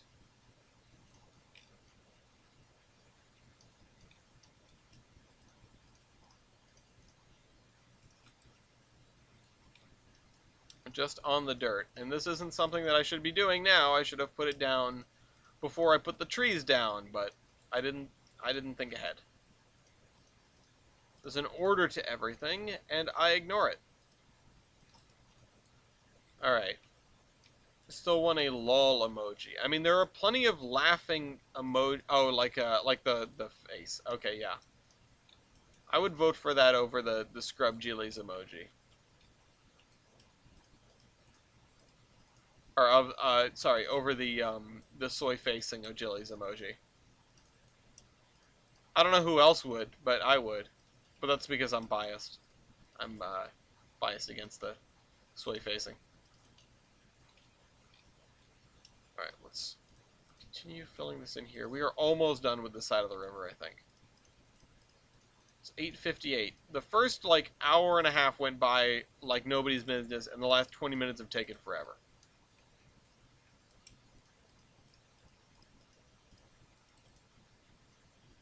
I think there was a block in there that I didn't really do much with, also. What was the context of the Scrub Jillies? Well, Jillies was called a scrub for, like, ever. And it was just a picture of him when he was much, much younger. You know, sitting in front of his computer with the headphones on and everything. I think having an emoji for, like, blunder years sort of vibes was totally worthwhile and great to have, because it was a good thing. Like, we'd be able to react to that when someone posted a picture of us from, like, the Train Mountain trip in 2015, which I've got some definite, like, Scrub Jillies worthy images of him, myself, and Wybold. Alright,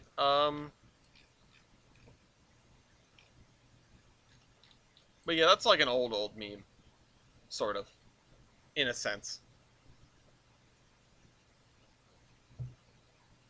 Okay, we need to build this, though. This is where the trouble is going to arise. Let's see, where did... No, not that. Because this is on a curve, we need to do something like this again. Thankfully, we can just...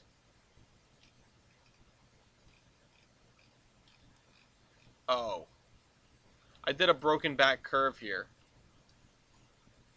I didn't really want to do that. I was...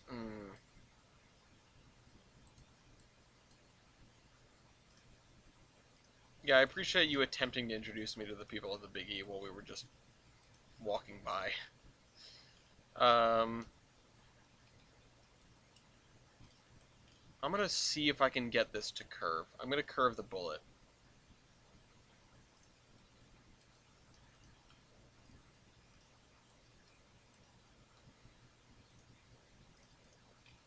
And now I have Under the Sea stuck in my head. Has anyone seen the Bert Kreischer video where he's, like, dressed up as Ariel? It's incredibly cursed.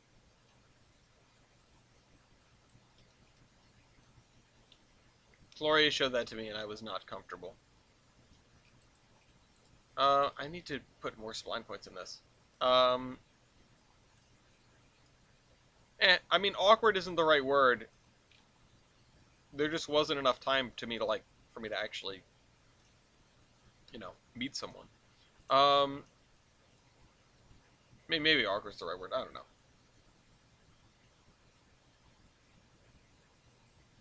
Just didn't work properly.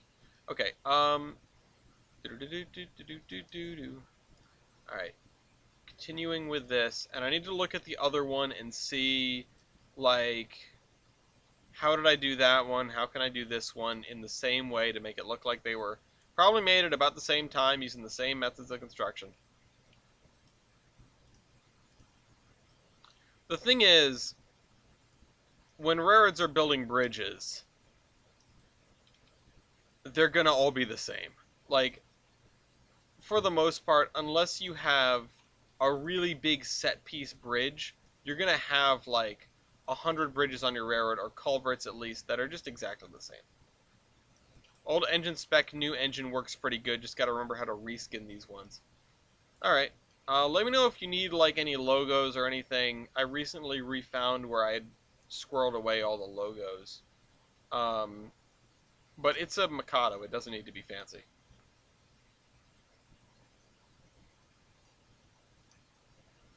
Okay.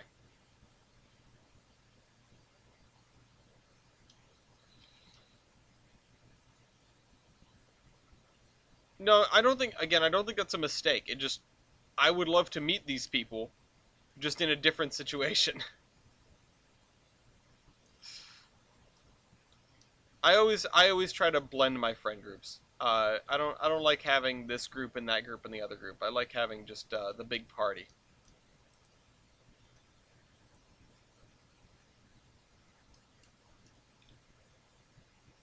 That's why the Iron Horseman exists. All right, that and then this.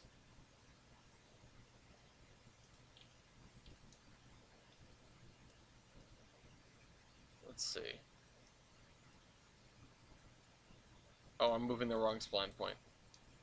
I need to go look at the other one before I get too far along with this. Um, come to my area of CT on Monday. Well, I've got a Loco Dome to do.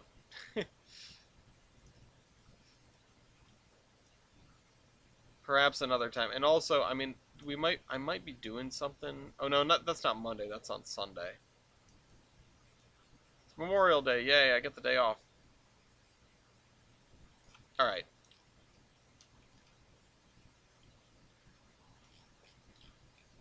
Um, not now. Just a Monday in general. Oh well. See, the thing is, it would be this Monday would work because it's a holiday, and other Mondays probably would not work because they are not holidays.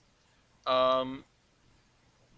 Oh, okay. I have the sort of key in the middle there.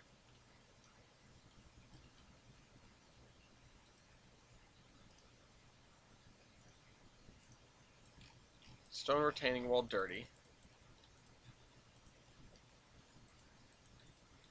Um, let's put it like from here to here. Milford Senior Center's layout is open non-holiday Mondays. Oh, interesting. So many layouts. You're involved in so much stuff. I am envious of the people that have time to volunteer for this, that, and the other thing. I like get to Maine twice a year, and I'm like, yay, I'm a WWF volunteer. It doesn't mean anything.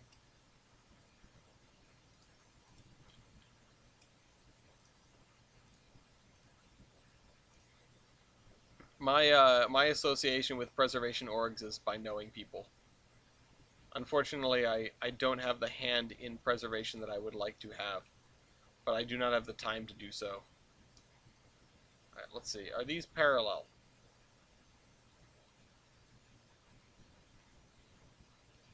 You know what? I will line them up using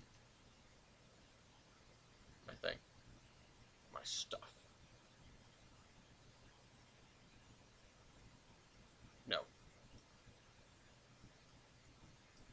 Wrong button. That is not the way you should line things up, but there we go. That's better. I think I'm better known than most people. I mean, I guess. I just want to be, you know, I just want to help out, I'm not, I wish I had more opportunity to make a difference. Alright, yeah. I do my stuff, but that's separate. That's something else.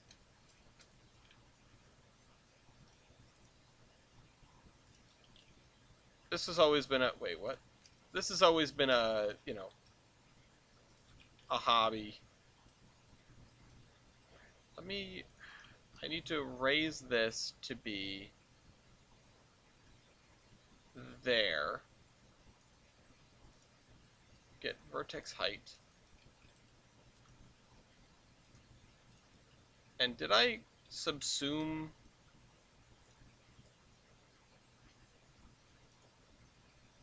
Right, give me that.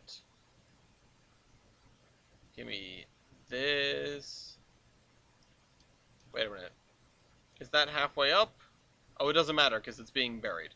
How far am I from Portsmouth, Newport? 45 minutes. Closer than I am to most things. To most railroad-related things, anyway. And I have thought about working with them. Or, volunteering there. Or whatever. I don't know. I don't actually know how much of their stuff is volunteer.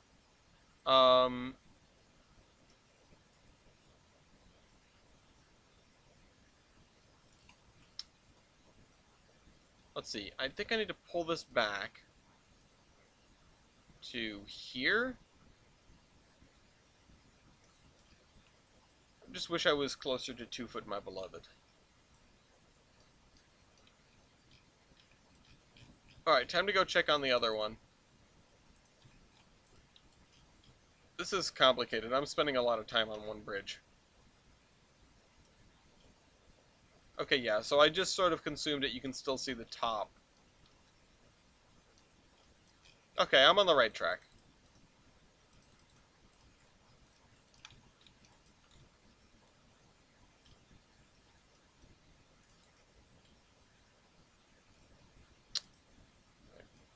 Move this.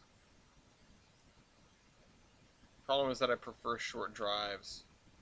Yeah, I mean, I also prefer short drives. That's sort of a Rhode Islander. It's built into you. Going to RPI broke me of that a little bit, but I still have this, like, if it's more than 20 minutes away, it's not worth it mentality. A short drive means different things to different people. For some people, an hour is a short drive. If you're from Texas, 3 hours is a short drive. I don't know. I don't... Okay, so let's just get as close to that as I can. I don't consider 45 minutes to be a short drive, even despite the fact that, again, RPI sort of broke me of that a little bit. Because I was going back and forth between school and home, which was like a 3-hour drive. Anything over an hour and a half for me, yeah, I'm OPEC.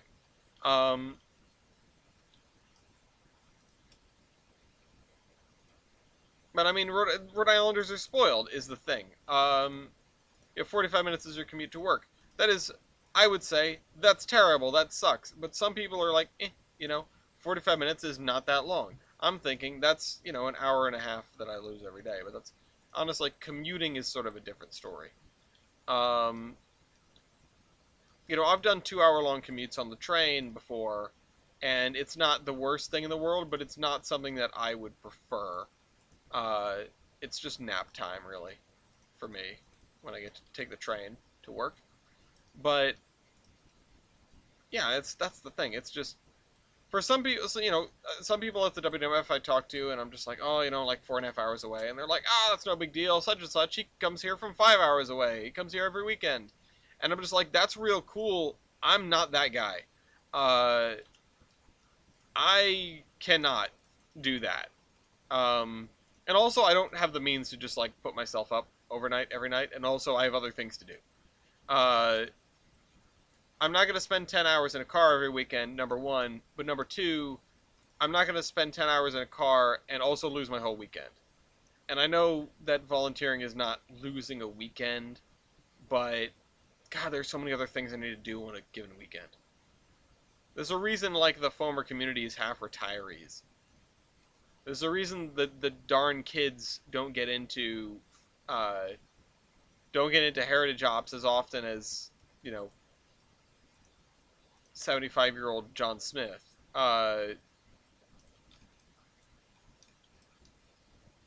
That's just, it's not tenable. I mean, heck, I don't even want to do, I don't even necessarily want to do like the PN stuff because of how much time it takes. It's only a day out of the week to go there and officiate the meeting, but it's still a day out of the week, like an evening out of the week that I would like to have or that I could use for other things. Um,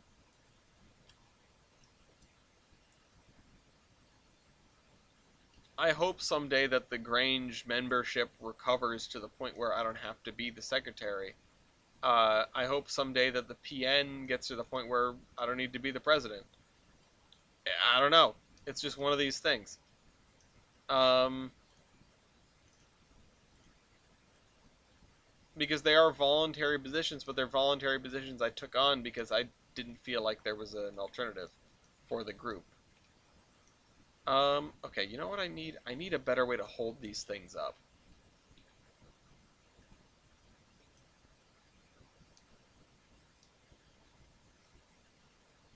Or maybe I just scoot them back and put them on land. Yeah, it's better. Um,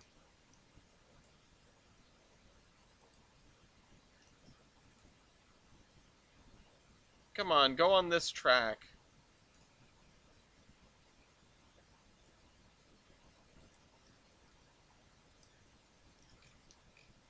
Why? Go on that track.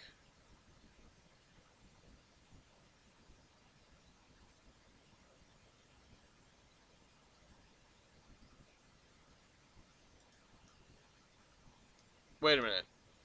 Wait a minute. I know what's happening here. This isn't a left signal, it's something I moved with Surveyor 2.0. Aha!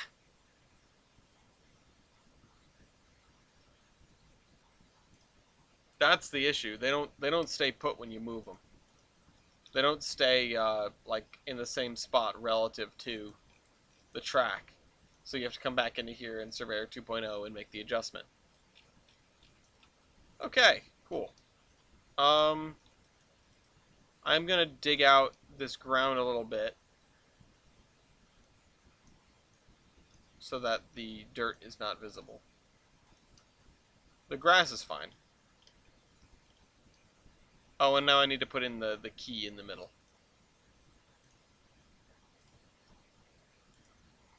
Nope.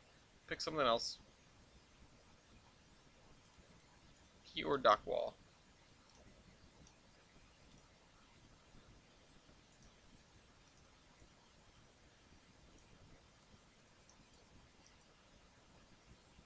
I'm just gonna have to lower this into position. Come on. And I wonder what the ideal order of operations for this would be. Because it's definitely not what I'm doing. Let's move this up to 82 and see how that works.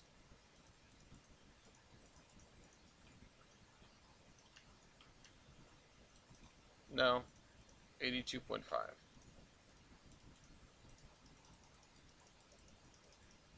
Oops.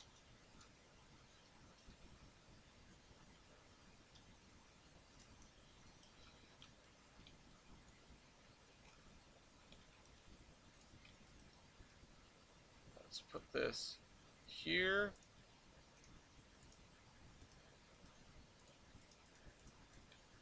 Ah, okay. There we go. Let's put in 0.4. There we go. There we go. We got it. We got another one of these bridges, culverts things. I hope to build few of these because, God, that was annoying. Over here, we're probably just going to use a regular truss bridge. And it might even be more than one span. I don't know. Because we might gouge this a little bit more. We might scour this out quite a bit.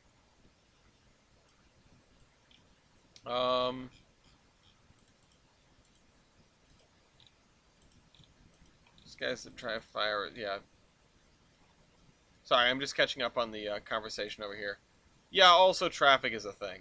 I feel like traffic is an unmentioned sort of quantity here.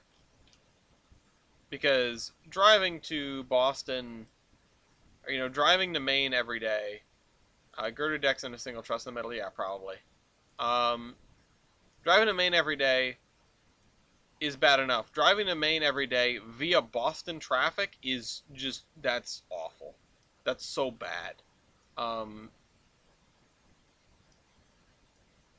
I have coworkers that drive into the Boston office on the regular, and I do not understand how they put up with it. I mean, I don't understand how you would put up with taking the T every day either, because it's a literal like dumpster fire and has been for the past couple of years now with no sign of getting any better. Uh, but even still, it's like, why do you want to sit? Like, if you're gonna sit for 2 hours, why do you want to sit behind the wheel? Sit in a chair and go to sleep. For the love of God. Um, these are pretty tight crossovers. Just be one less car. The trains are gonna run anyway. Probably. Trains will run slightly on fire.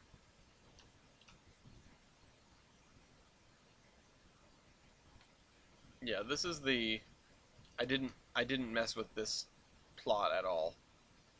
Can't stand our small town traffic. I would never want to drive in a big city, yeah. Most people don't ever want to drive in a big city. Everyone with a brain doesn't want to drive in a big city. I don't understand the people that take their car into New York or take their car into, like, you know, even into, like, Philly, but Boston is just undrivable to begin with. Uh, Boston is really just, they decided, well, what if we made a city that wasn't walkable or drivable? Uh, and also the transit's always on fire. I don't understand how anyone does anything. Um, Getting in chair and maybe going to sleep tomorrow. Nice, Northeast Regional Boston class. If I was in the what are you doing in Boston tomorrow? You say going to a meeting. All right, let's do that. Rode into St. Louis with people. Yeah, I've never been to St. Louis. That seems like, I mean, St. Louis is feels like asking for trouble in more ways than one. But yeah, I assume the traffic there is garbage, because that's just no one talks about the world-renowned St. Louis transit system, so everyone there is driving a car. Um, that's just one of the things. I think we've got it bad, but at least we have transit. You know,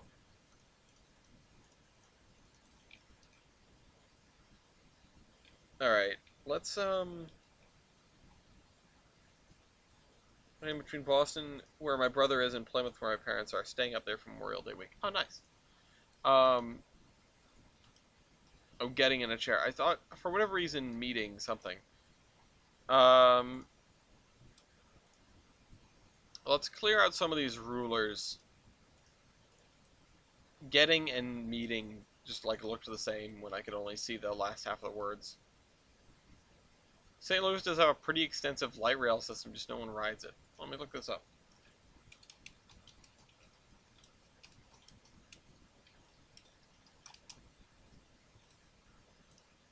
System maps. Is this all light rail? Or is this some buses too? Metrolink. Nope, that's... Why do they all have warnings? They all have rider alerts. Oh, because they're... Yeah. Metrolink schematic map. I mean, I wouldn't call that extensive. It's 2 lines.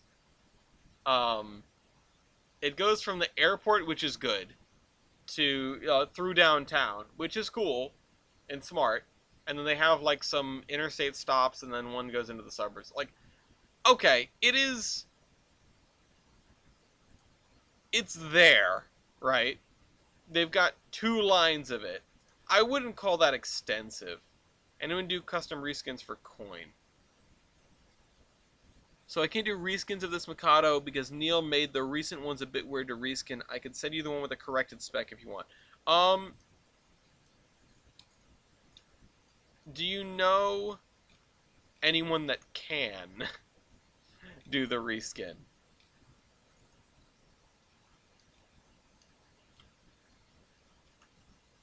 But no, I don't know anyone that does reskins for money. Uh,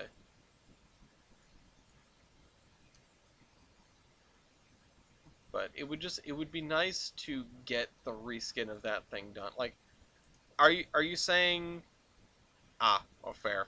Are you saying it's not possible, or you? Oh, okay. You're saying there are people that can do it. It's just difficult. Okay. Well, you know what? We'll have to sit on that for a little bit. Hang on to the one with the corrected engine spec, and maybe there will be someone. Maybe magic will happen. Uh, maybe a miracle would happen. It's possible, but it requires Photoshop. Oh, okay. Interesting. Okay. Um, well, maybe I'll just put the call out and ask if someone can, or maybe there is someone that has Photoshop that can figure it out. Hmm, that's gross. Well, I appreciate you doing what you have done. Hang on to it, um, and then we'll just sort of figure it out from there. We'll figure it out going forward. Um, he included a README file in the model to teach you how to reskin it, and you need Photoshop. That sucks. Um, I wonder if TJ has Photoshop. I wonder if TJ would be willing to try to do that for me. I feel like he would have had Photoshop, but maybe not anymore because of it's like a subscription thing and it's garbage. What about it requires Photoshop, just out of curiosity? Is it a certain kind of layering, or the files are proprietary, or what? Metrolink needs to extend west to the Museum of Transportation. Yes, I agree. Um,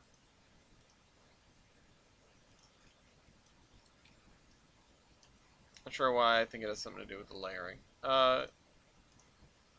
Okay. Yeah, I don't know. We'll figure it out. Just hang on to it. I appreciate you testing it with the new engine spec. I'm not going to put it on the route if it's not in the DLS yet, because I'll forget it and then it'll just be there. All right. Let's hook in with the trolley loop. Yeah, and then you can take the trolleys and run them on the main line. Mango gobbles. Um, Fake TGA file that's actually a Photoshop file. Oh man.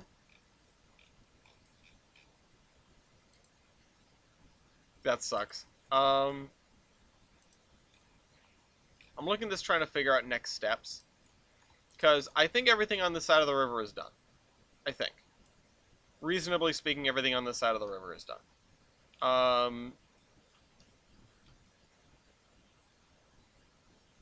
Everything on this side of the river is very not done. It's rough around the edges. And the next step is to get from here to here. And I'm wondering how many sessions it will take to do that. I reckon at least 2. We still have another half an hour. So I might just, fill in the grass on this side just as sort of busy work, so that we can say that we got something done with this last half an hour. And then we can go all I know how the moon must feel with something up the main line here, now that it's done to Pan Am.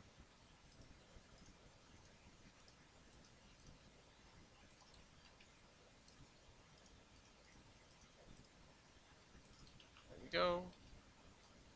I do think this is going to look great when this area is done with the waterfall and everything.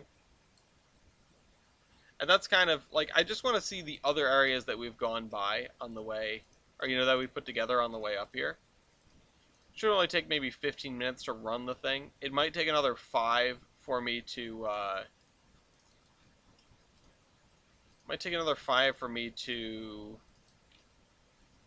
whatchamahoosit, to get the thing settled and get rid of the AI and whatever. Because I want to set it to, daytime. instead of the middle of the night.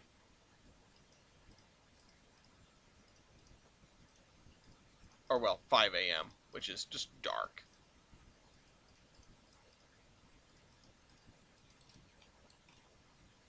Did we go all the way to the end here, or did we stop in the middle? No, we went all the way to the end. We just gotta get all the way to the end there.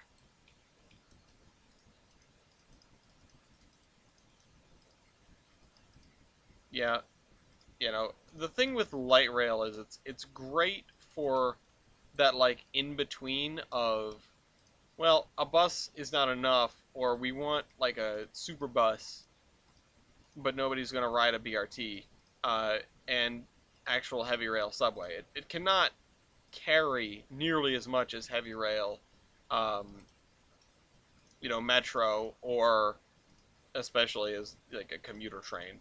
Um, and it's comparatively slower generally. I'm not saying light rail is bad. Obviously, light rail is good and cool, but it's a little bit niche, at least more niche than it was in the past, and it doesn't do anything unless you have like a backbone. Just throwing down one light rail line is great for your touristy district, but it is not a. I mean, it's good if you are replacing like a severely overloaded bus line with it. But if you're trying to build out a transit network, you don't start there. You go, okay, we're going to build we're going to start with like a subway line and then go from there. My parents did get their debit card number stolen from one of the Metrolink ticket kiosks. That blows. Yeah, you gotta look out for skimmers, I guess. That's why everything uses tap these days. Tap and chip.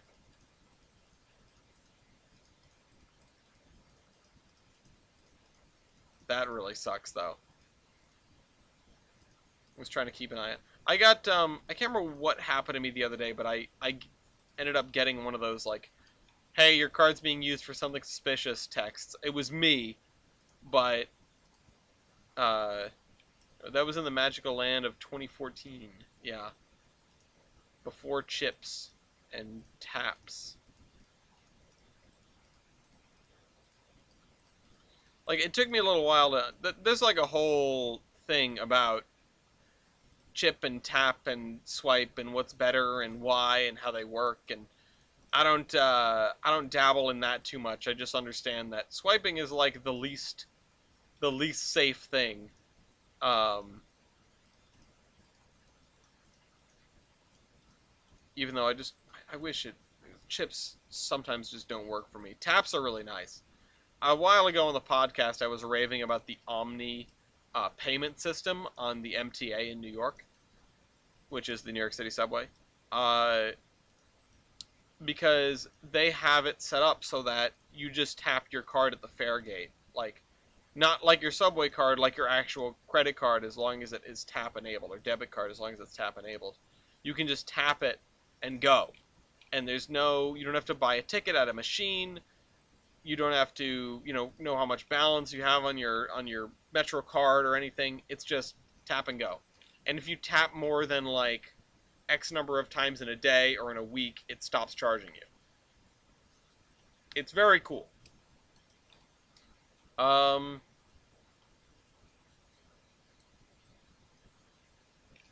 oh, let's delete some of these. Look at this.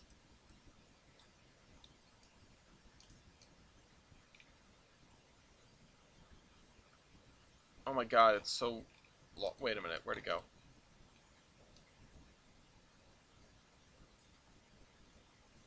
It's so long.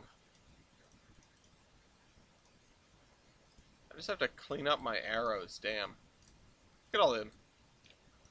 It's not like it really matters, but it looks a mess in Surveyor, and I'm tired of seeing it.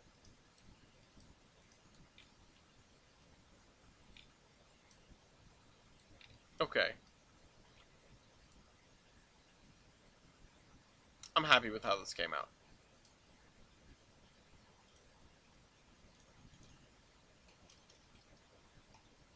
Um. Oh, you know what? The rope swing was kind of bad. What about No. Yay. Treehouse. In the dead tree. Perfect.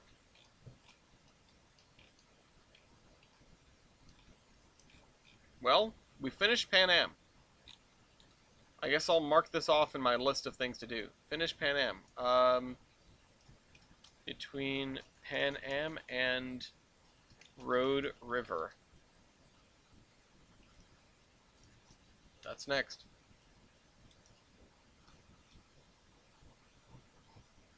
Farms to Bellington, yeah. I'm actually gonna mark these down together.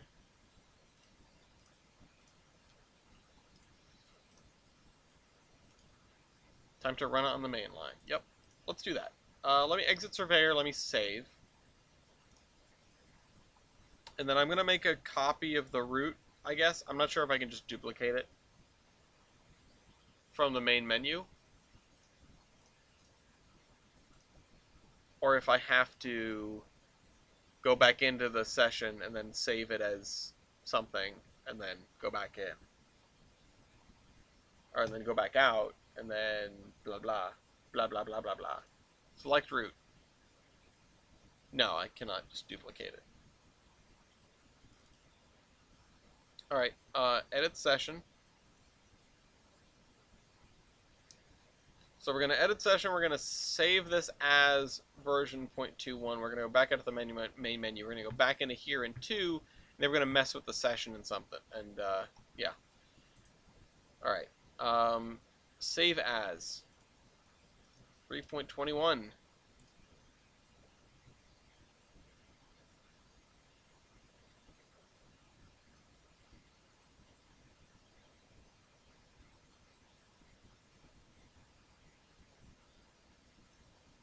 Bogies are interesting. They're a weird one. Okay, back to the main menu. Thankfully it has saved everything we've done. You know what we haven't done in a while? We haven't crashed the game in a while. That's good. Could I create a new session with no AI on it? Actually, I could. This is how I would do it. Back into here. I'm going to go to Edit Session.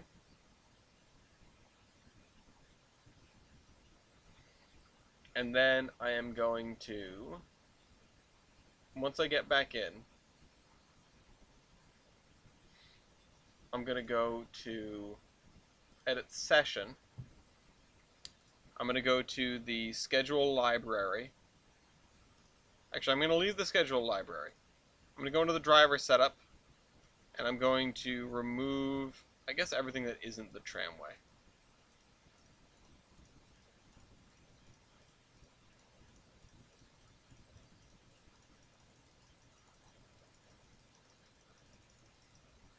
Oop. Oop. All right, there. And then I'm going to go to Schedule at Track Mark, and I'm going to delete all these.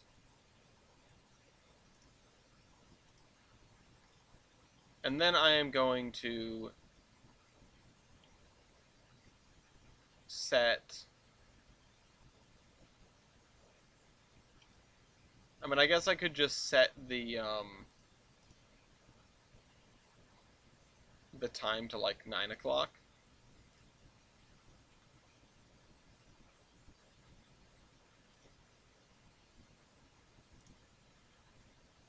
That's gonna break the AI.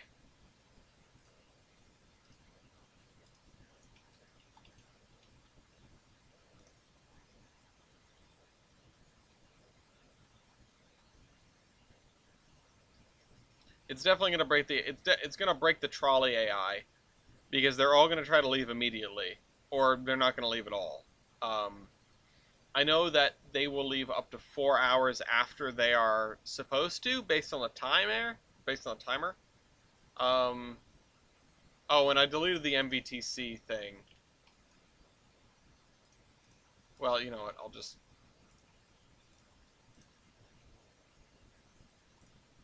Hold on. let's do this.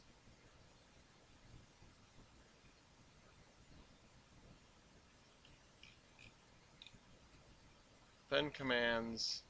And then you know what I will do, actually? I will set MVTC full service. Instead of this, get rid of this, get rid of this.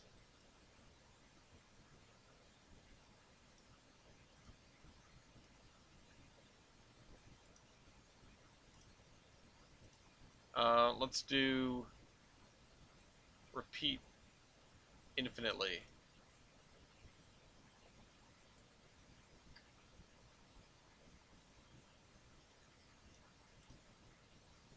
Oh, wait. Repeat, finish. Oh, right. The finish has to be here, and then repeat infinitely has to be over here.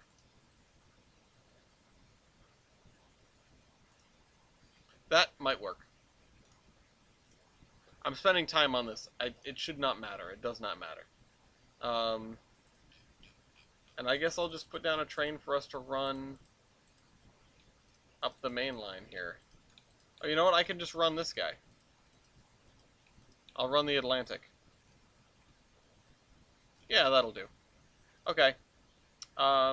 Exit surveyor. Save. Override existing session. And this will dramatically increase the performance of the route also. Oh,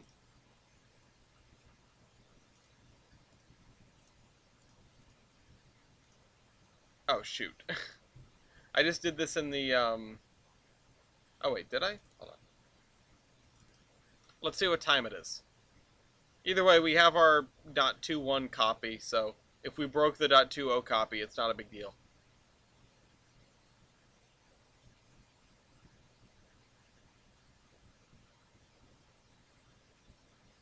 I hope we didn't, but I think I'm spending too much time trying to figure out the MVTC stuff. I don't know why I like the idea of that continuing to run, even when, you know, I'm just like driving stuff around manually. On my one save where I did drive things around manually, or where I have,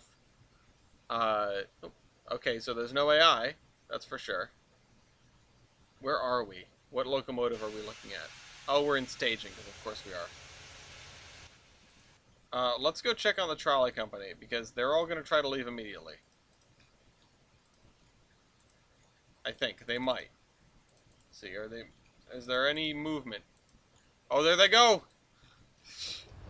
There they go! They're off to the races.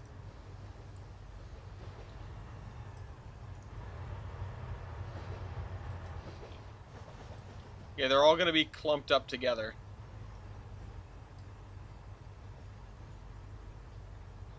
That's kind of funny.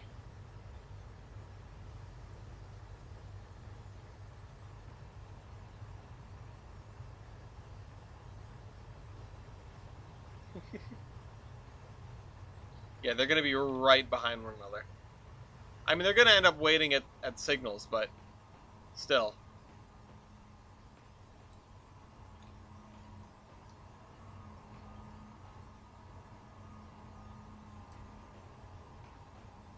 There they go. And they're going to go around the loop. Alright, let's go grab our train.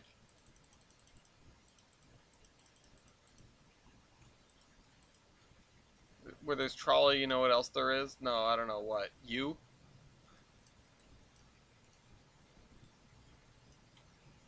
Okay. Let's see if I remember how to drive a steam locomotive. Shoot, I am not used to this arrangement. Cut off forward.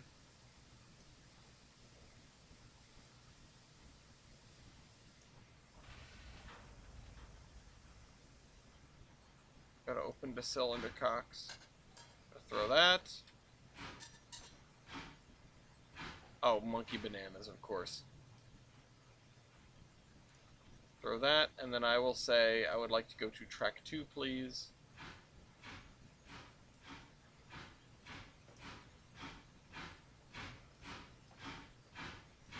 Can I turn on the automatic fireman? Is there an automatic fireman? Yes, there is. Let's do that. Because, man, that's the thing that I'm bad at. Oh, right.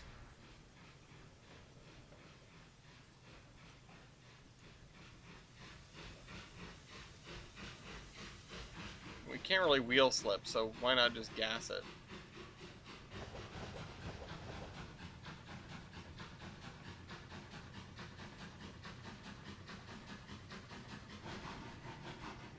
Does any game properly model that?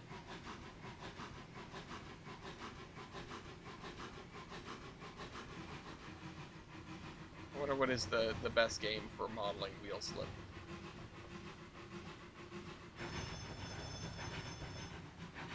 We're going off the branch line. We're breaking out.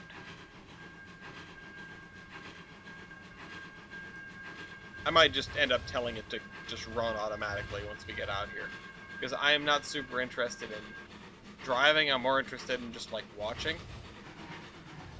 Probably BeamNG. Yeah, okay, fair. Gary's mod. Anything with the real physics.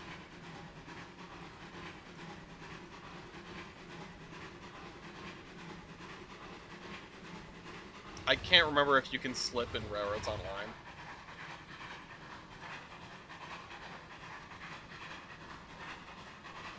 Yeah, I didn't say train wheel slip. Just let me do a burnout. Exactly. Southern Pacific coaches with New Haven, or Southern Pacific locomotive with New Haven coaches. Definitely normal. I kind of want to know how difficult it might be to keep time on this,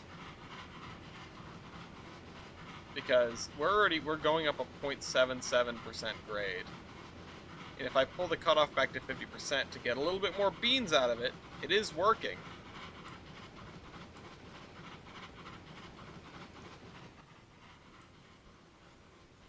This is like Northeast Corridor vibes, honestly.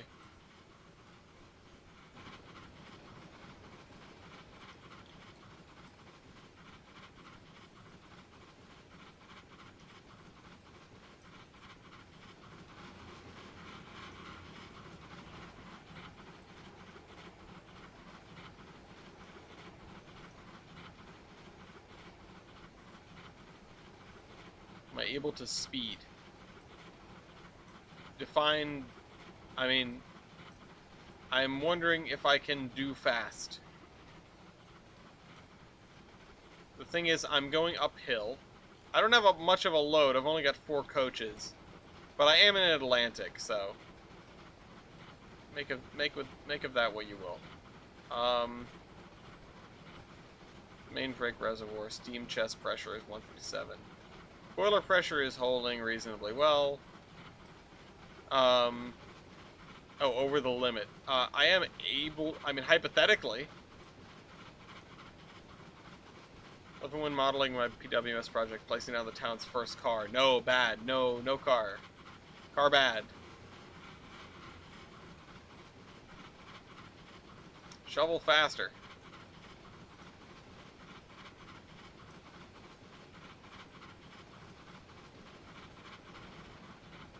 Going over the little culvert.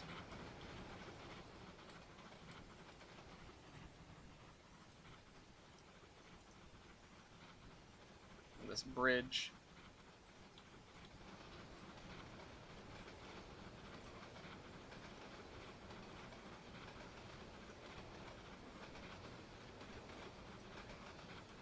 This guy named Graham was a banker in town and bought the first car ever to be owned in the town.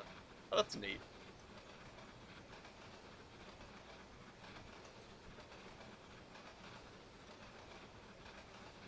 Yeah, I definitely cut the cutoff back way too fast. Lost out on a bunch of potential speed.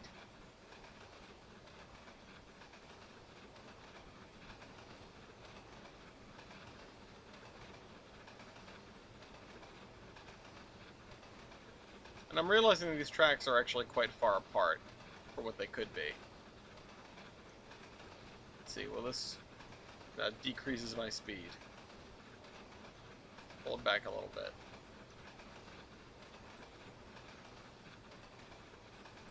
I've got this bridge coming up. Love this bridge.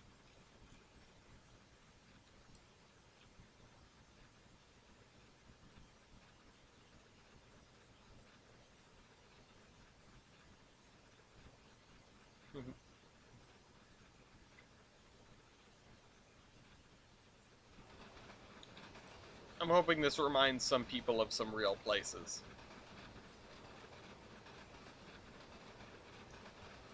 I mean, these fields are a little bumpy because of the way that the terrain is done, but it still came out pretty good. Yeah, if we get back to the flat, then maybe we can speed, but right now, 50 miles an hour might be all we can make for a while, because we are going to go up, we're going to be on this 1% grade as we wind our way up.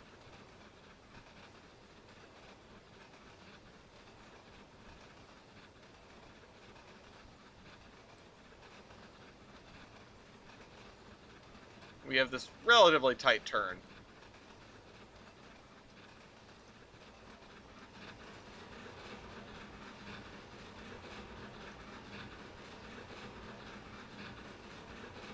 Then we are going to curve back the other way.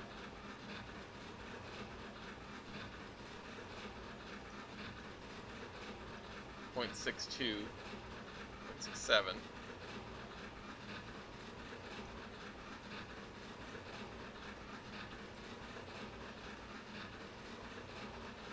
I could have turned up my render distance as well and like the tree rendering distance.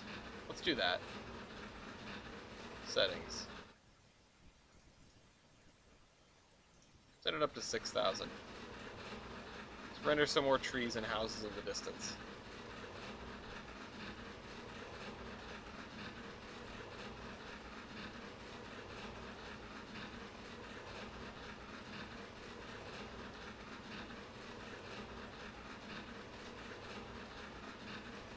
Let the intrusive thoughts win, gas it. I am trying.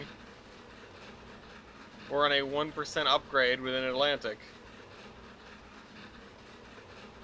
I mean, I do like seeing all the little farmhouses out here and the silos.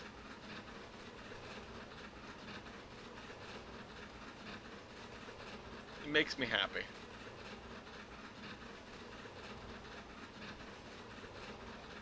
It's not like the, it's not the most detailed sort of place that we've made, but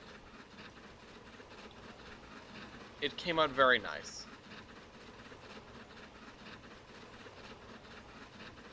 Oh, when we're leveling out, we're picking up speed again.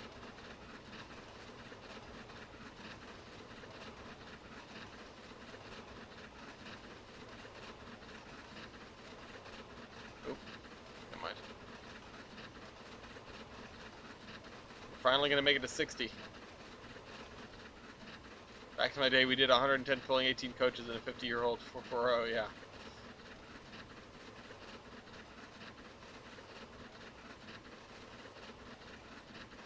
Yeah, we are leveling out too, so we should be able to pick up plenty of speed. We have that group of trees, which looks much less bizarre at this level than it does, you know, from up here, right? So I'm glad we did what we did. Oh, now we're gassing it. Let's see, do we have enough power to spare that we can just no, not quite. We can't accelerate further, not right now. Let's 44%? What do you want from me? That's fine, you're still accelerating, if slowly.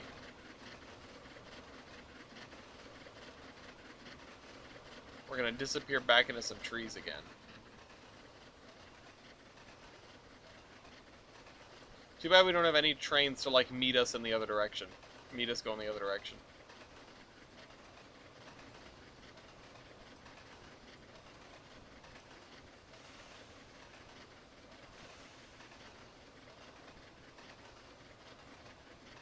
You know what's weird?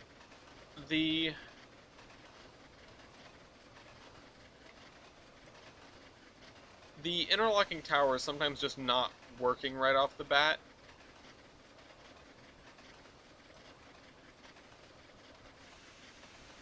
And letting trains in or out when they should or shouldn't. I don't know. It's a weird one. I've been trying to figure that out. And I think some of it has to do with trains needing to throw their own switches.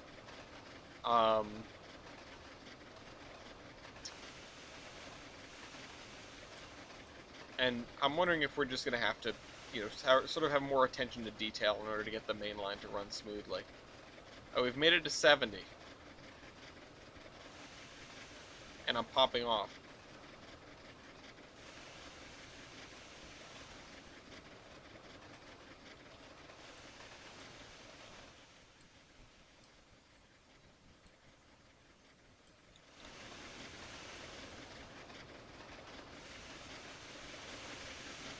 Proceeded to hold his phone out the car window.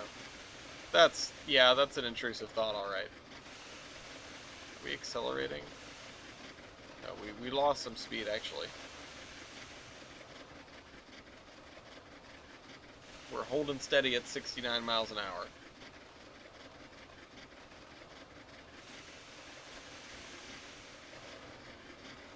We're moving pretty quick.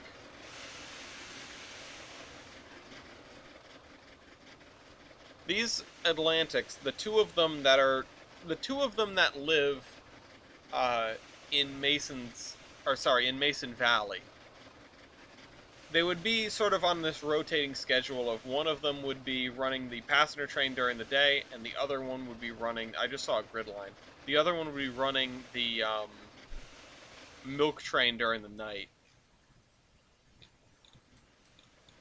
Hold on, let me write that down on scenery. Grid line near main line near Jasper Mills. Grid line on side main line east of Jasper Mills. There we go.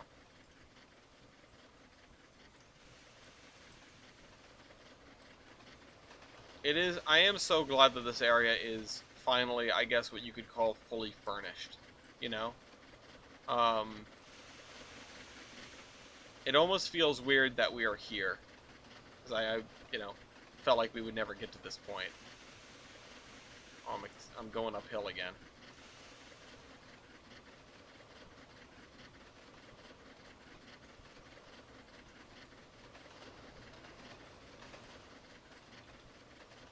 Alberto is stuck and awaiting new instructions. Too bad he sucks, that's why.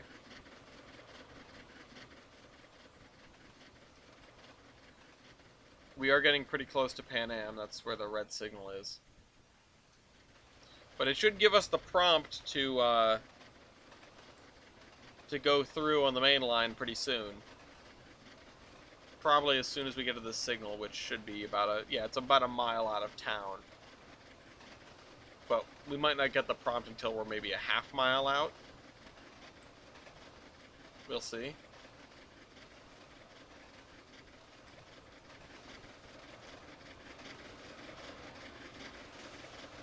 Okay, here's the first culvert bridge sort of thing.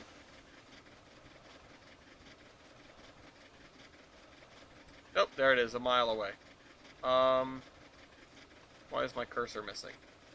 I would like to maintain our trajectory. Why is the signal still red? Okay, there we go. And we're gonna blaze through Pan Am. You guys ready?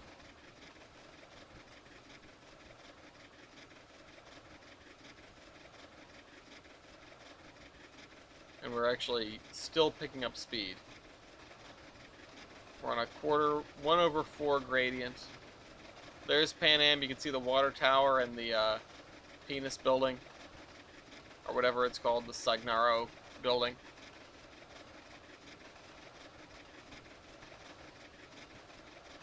We are not stopping.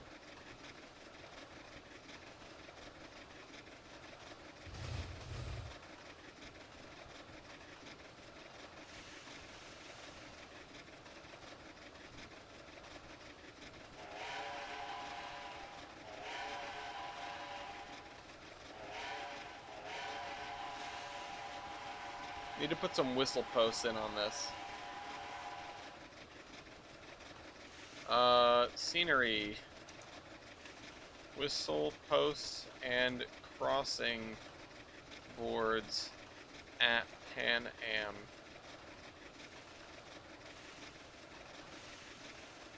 That's why I drive. There goes the town. Yeah, oops, I blinked and missed it. Right? Pan Am is not a large place. And there it goes. There's the grain mill with the waterfall and the new culvert bridge, and that's it. Then we're back into gray wilderness. I don't know how long it was that I started building towards Pan Am, but that is it. That is the fruits of our labor.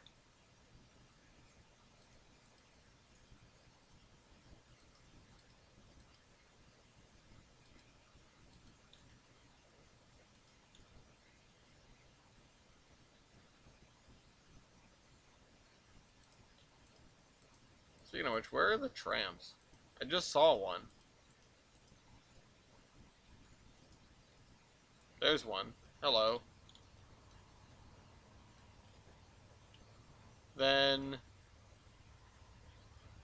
I think that's the first guy in line. So there's one, or there's two rather. They were forcibly spread out by the size of the signal blocks.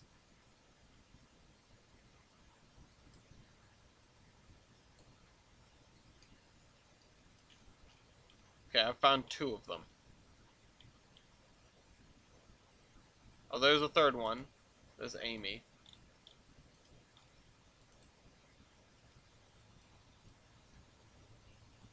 On the main street here. I'm still accelerating, by the way.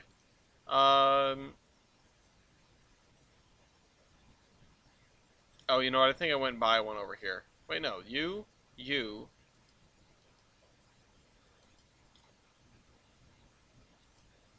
Oh, I'm going downhill now. There you go. I'm over speeding.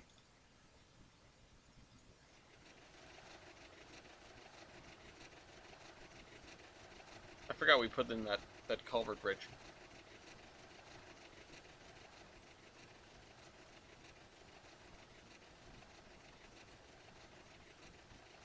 Breaking the law. Yeah. Oh, how long do we have until we crash? Oh, wow. We're still, like, a ways away. I'm not gonna wait for that. Everyone knows it's gonna be super anticlimactic anyway. Also, we're going into the ground. Anyway, we're preparing to dive, and I'll see you guys. Come on, hit the ton.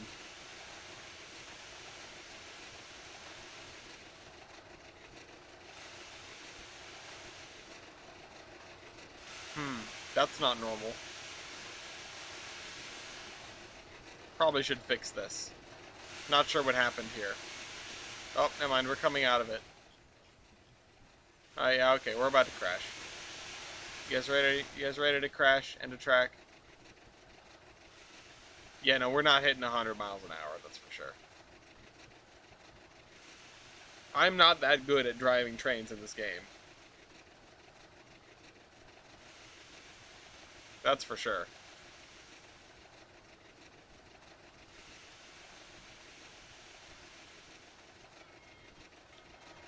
Oh, the bell's animated. That's nice.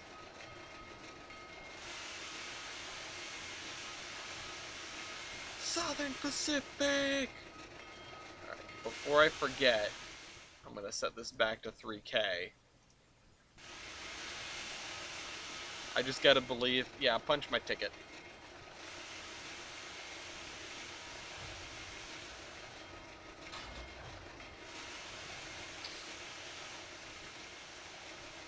I should have uncoupled them all individually.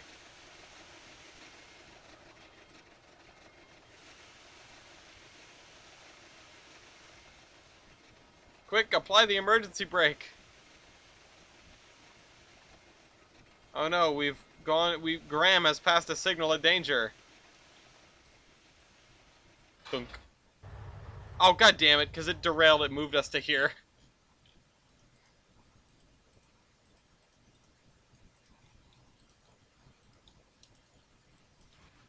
Oh no. What an incredibly bad... I mean, everything telescoped. That is pretty bad. Alright, we'll see you next week. Probably some AI.